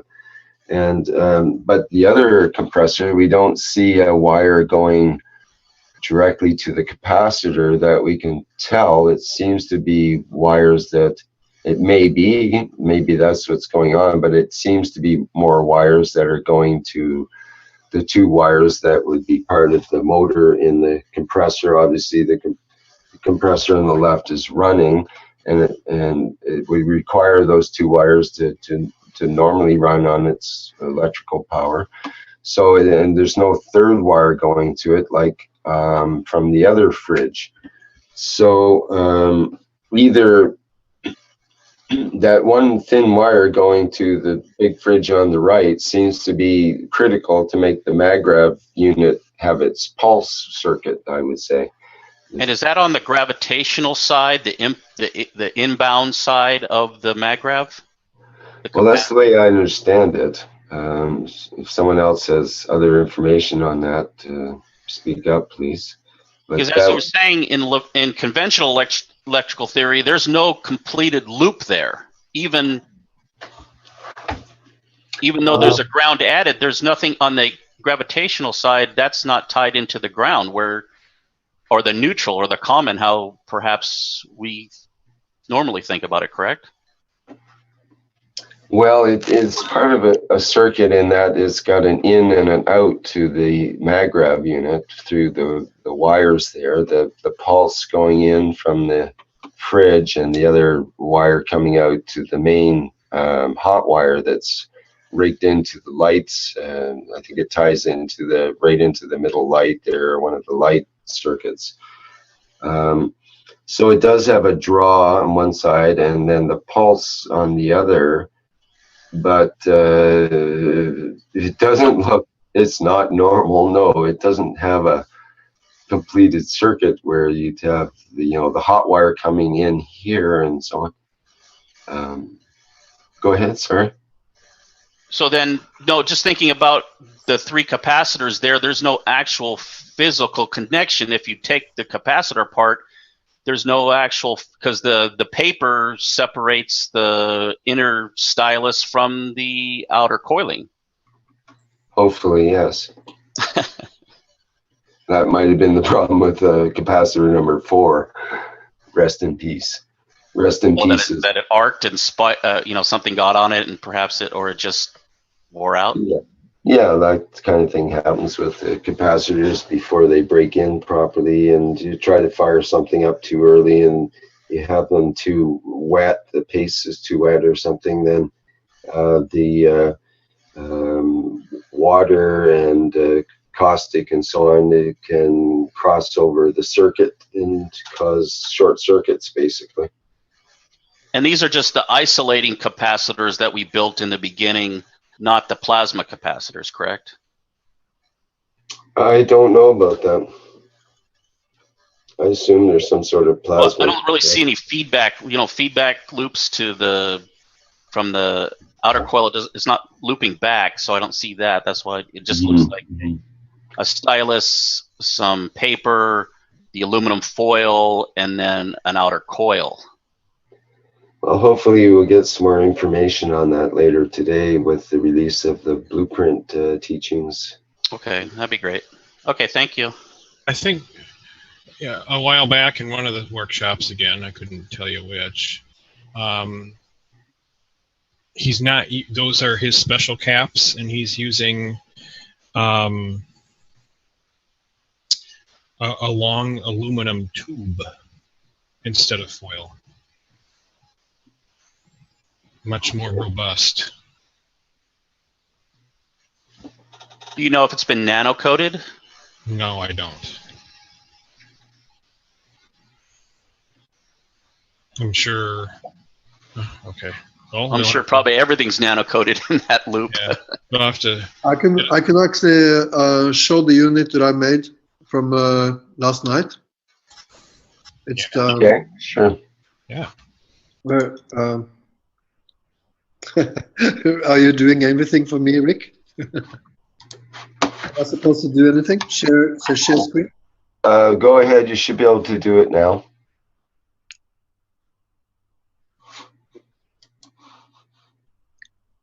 Is something happening? Oh, it's. You have to make sure you have your thing open first and don't show your whole desktop if possible. Now we see you. Hello, hello. Hi. Why don't you spotlight them so you don't switch here? Yeah. This is the unit.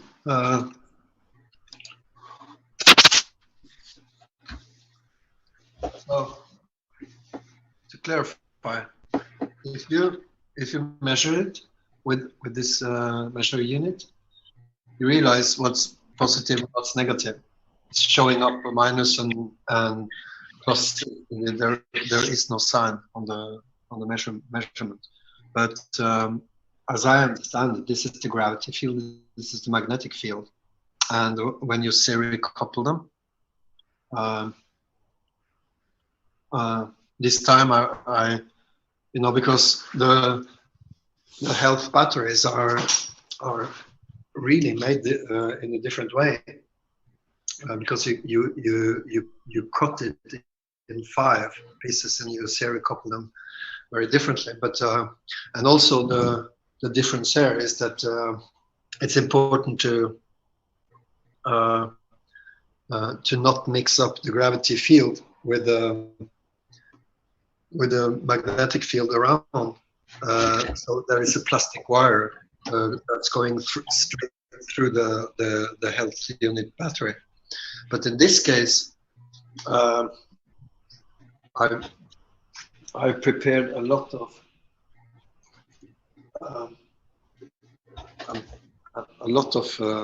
nano-coated copper wires, and you actually attach them together when you're looking for electromagnetic energy, and so that's why the plastic on the edge is open, because that's going to give you much more so-called electricity. So that's what I used this time around, and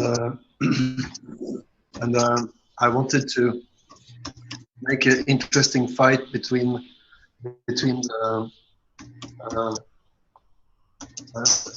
coils from the Magrav unit and the new magical unit. And so I made 55 spin from a Fibonacci number, and I actually increased the thickness of the copper from 1.6 millimeter to 2 millimeters. And if you think about if you take only Fibonacci numbers, it's going to give you naturally 154 spin on the outer coil and actually 89 in the inner coil. And when you add the number of curves, it's only twice. So it's twice 144 and twice 89. And when you have your calculation straight and you put 3 times that amount, that's going to give you the explanation how much energy you can store in your Magrav unit. Because when you're connecting between the gravity and the magnetic field, such a strong capacitors, it's actually declaring a kind of war between the straight coil and the circular coil. And everything that is in between seems to be For example, when you're talking about a capacitor or a humiditor or a compressor, then you're probably out of focus because you have to understand what the compressor is doing. And I'm sure of it, that it can't be just to get the compressor. It actually, you have a response from the McGrath unit, what the compressor is producing. And that's why I mentioned the transformation from molecules, because what is heat and what is cold? We're taking cold matter and make it warm, and the opposite. And so when you realize that these are molecules, then that's the Kickstarter. And you can increase consciously. For example, if you compare this unit of 4 times 55, and you make the calculations of number of spin together from a 3 stacker unit, then you realize that the war is very interesting, because now the McGrath unit is responding from Earth. It's not behaving like the sun anymore, because if you couple them, connect the 3 units or the 3 coils, you realize it's still gonna imitate the sun, giving 100% plasma out.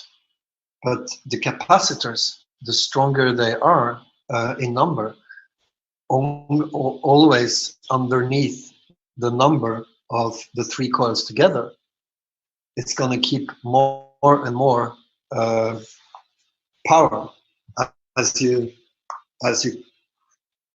make your calculations from what any kind of number you want to use for the 3 coils compared to the responding opposite, which would be the capacitors.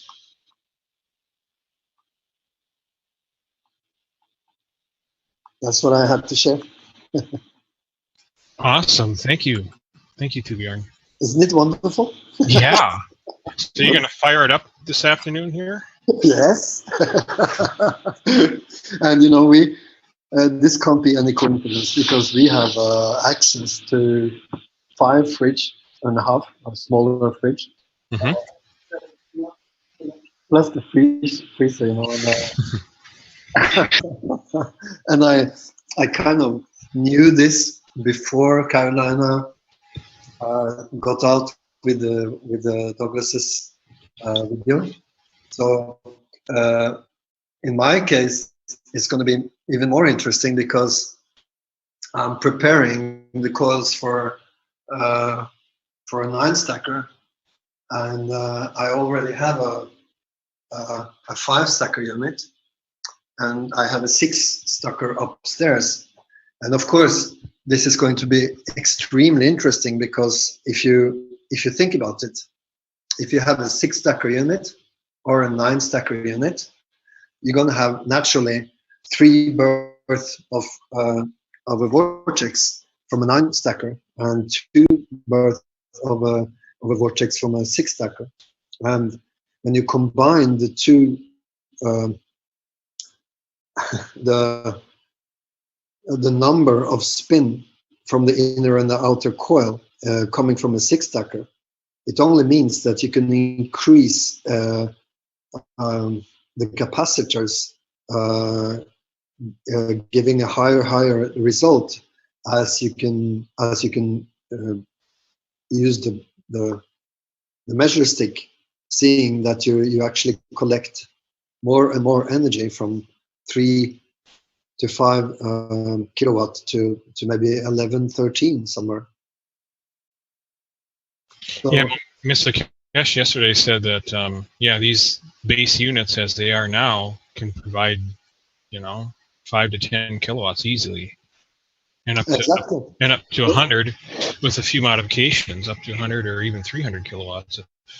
Exactly, because when you look at Douglas, when he's the more he approached the McGrath unit, the less heat he gets from when he puts all the load on. And it actually means, well, it kind of proved my statement that it's not about compressors or capacitors. It's actually about what the compressors are creating, you know, from atoms to isotopes. And when you see that, when you can look more carefully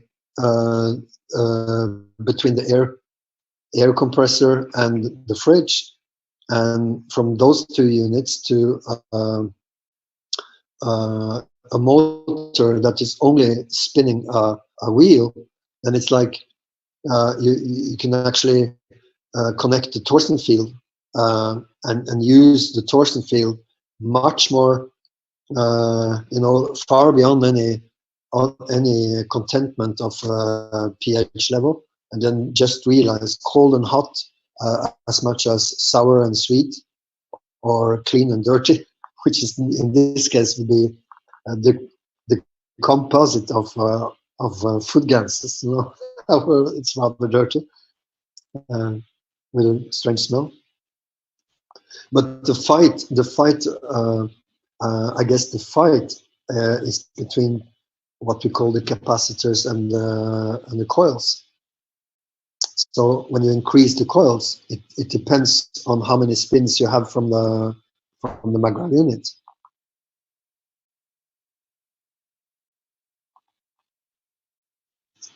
Do you think adding the capacitors into the overall thought that is on the compressors, it's like you're raising the capacitance in a cascading type of?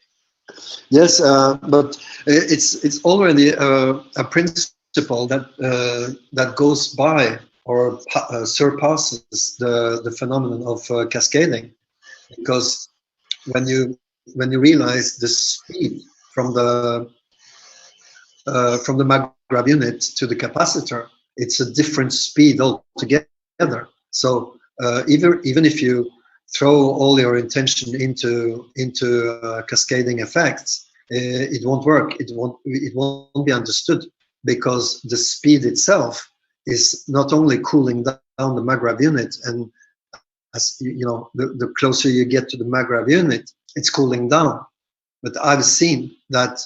I had a bet with an electrician, and because he doesn't understand much of plasma technology, and he was telling me that if I put another unit on from 3,000 watts, the fuse box is going to explode. And I said, okay, so let's test it. I bet you on the contrary, you can put 2,500 more watts, and the fuse box won't have a reaction. And he kind of smiled and was very sure of himself. But we put much more than 2,500 more, and the fuse box didn't explode. And on the contrary, in the beginning, the wires got quite hot, but then it all cooled down. And we kept on testing this up to 8,000 watts, I think.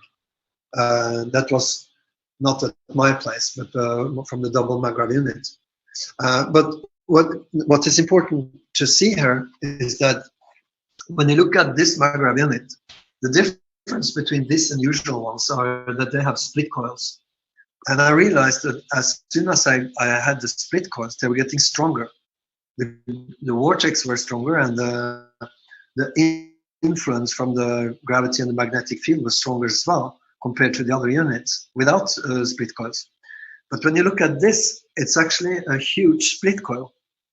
You see, because you're putting this gravity, this magnetic field, straight between after the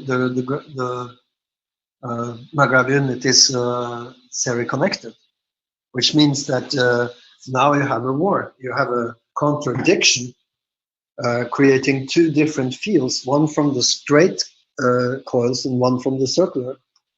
And since the one in the circular coil has a center.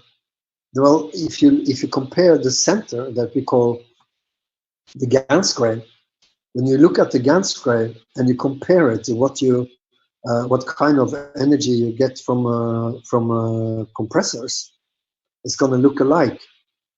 So it's like a responding field between the result from, for example, a compressor and what we have from the liquid plasma on the top of the gases that is filling out in a ping pong ball.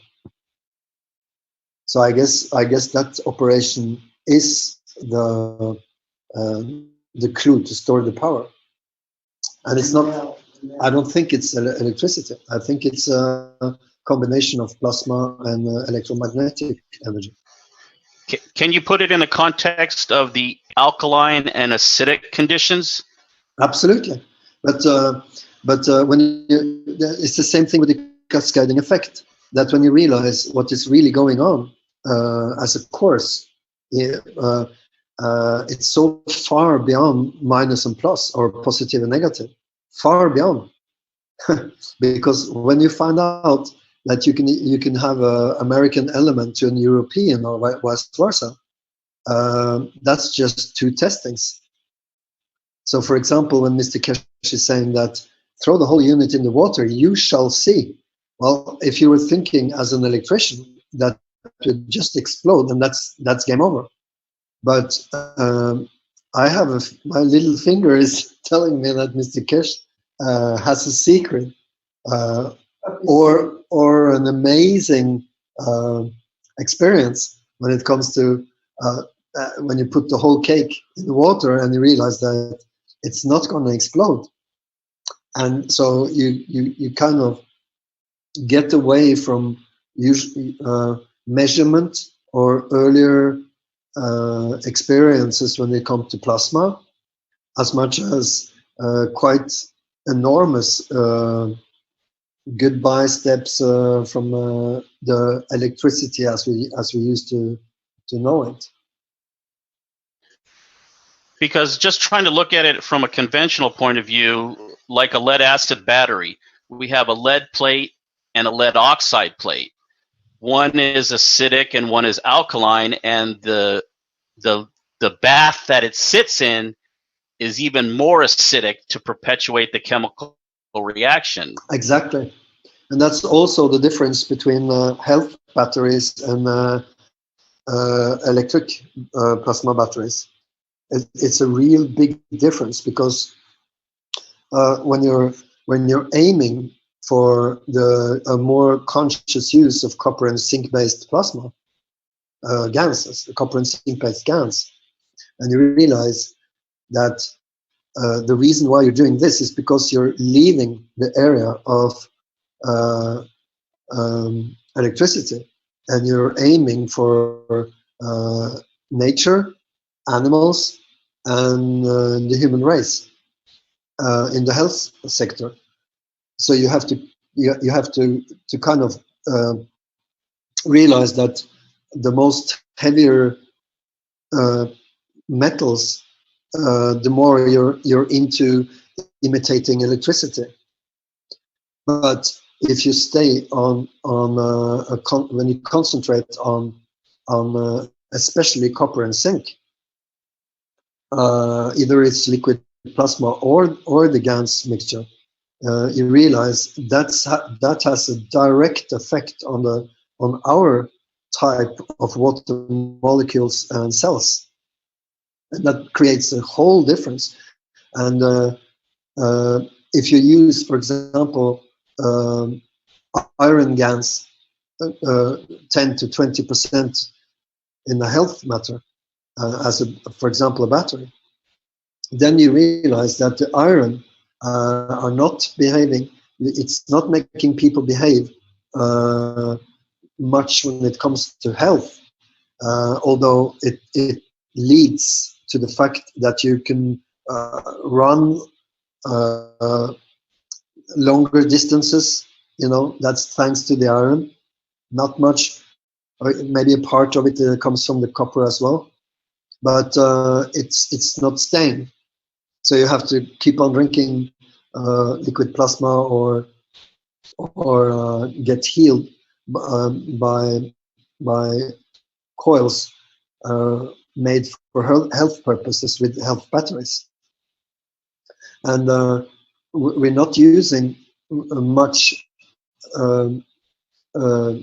the health technology with the MHU unit, Magrav Health Unit, sour and sweet, or clean and dirty, where you can mix all kind of metals in order to make the vortex and the gravity and magnetic field as it comes out from the circular coils to actually imitate electricity as fast as possible.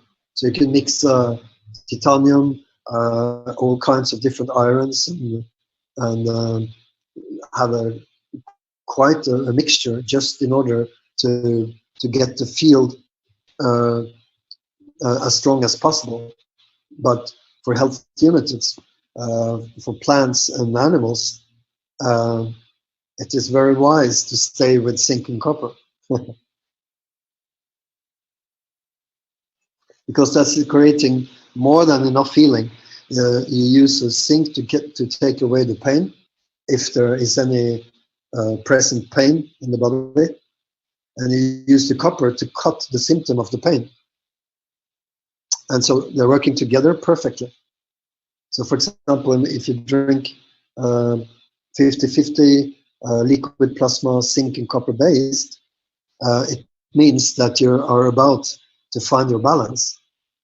And so I actually call this a cure, because the thing is that when you drink liquid plasma zinc based for 2 weeks, you realize that you have gone through a procedure where the healing is actually giving you images and films in your head from memory.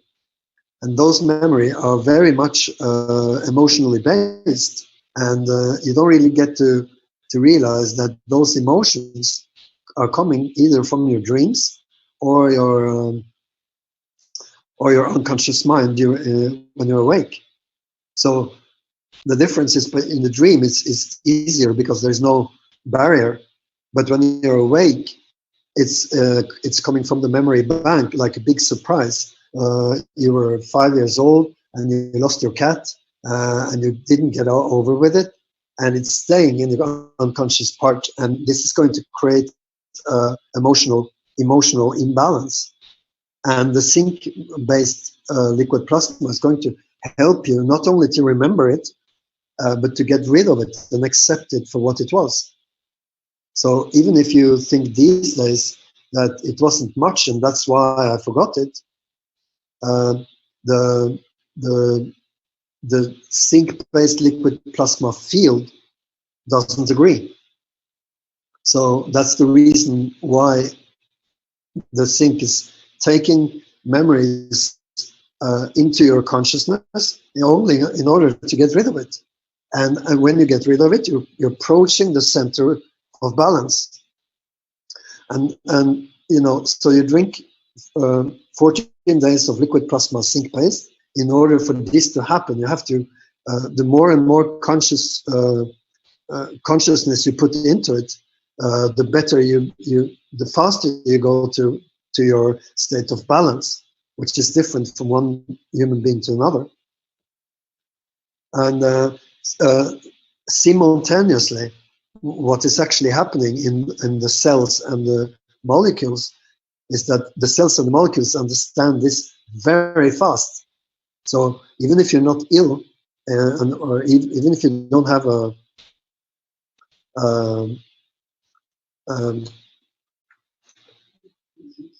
disease that you know, it will sustain more and more in shape.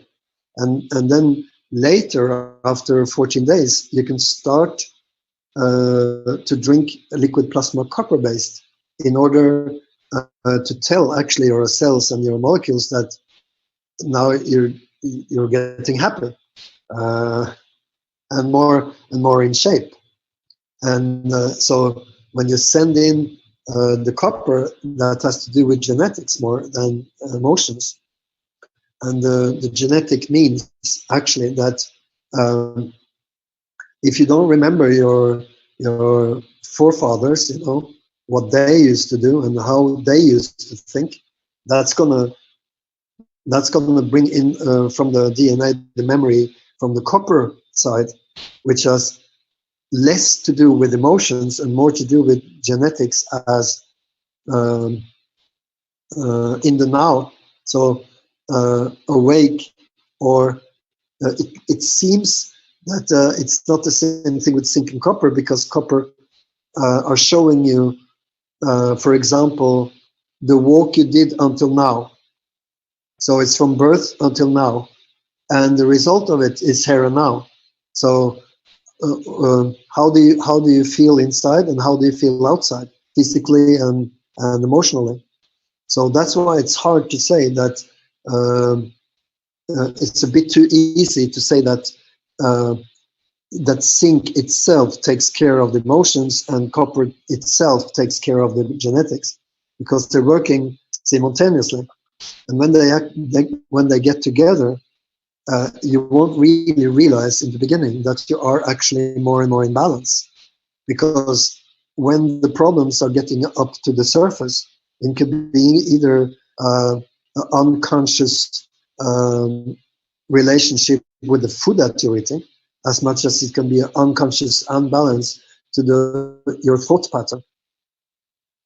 So that when you get to realize this when you're following the cure, and you realize that when you add iron to it, or gold, you realize that's on the atomic structure. That's why it doesn't last.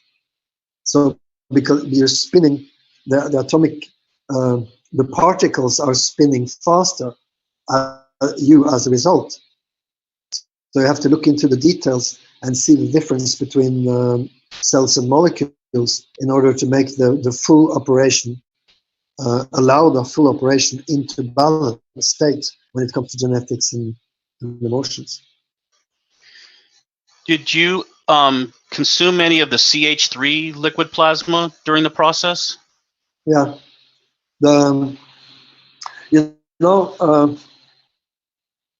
It's funny because when you look in the copper-based GANs, if you're patient, really patient, I mean by that in the beginning it's going to look white, your GANs mixture from the CH2, and then it's going to turn more and more as you're patient into a Turkish mixture, light Turkish.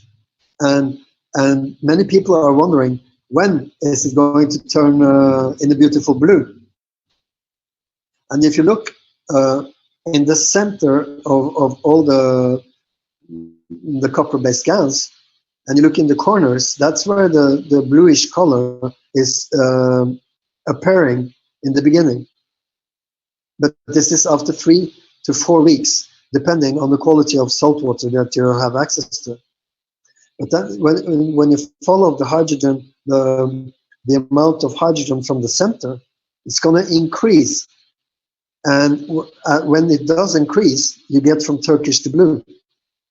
So I don't know how much hydrogen you can get from the copper GANs, but it seems to me that you can surpass 4 and 5, and maybe 6. So you go from CO2 in the center, white, bluish, or Turkish, up to dark blue, because I've seen in most of my mixtures that the last containers that I empty are, in fact, you get to see dark blue. It's between ultramarine and cobalt blue, but it's either none of them. But it just look like dark blue, and it's on the surface of the copper GANs. And this is during a long procedure. So not only it depends on the quality of salt water, it also depends on the how the plate is nanocoated and the copper itself, because during the procedure from 2 to 5 weeks time waiting, you realize you get further and further into the essence of the metal, which in this case is copper. And when you do, you get a richer and more stronger hydrogen value into it.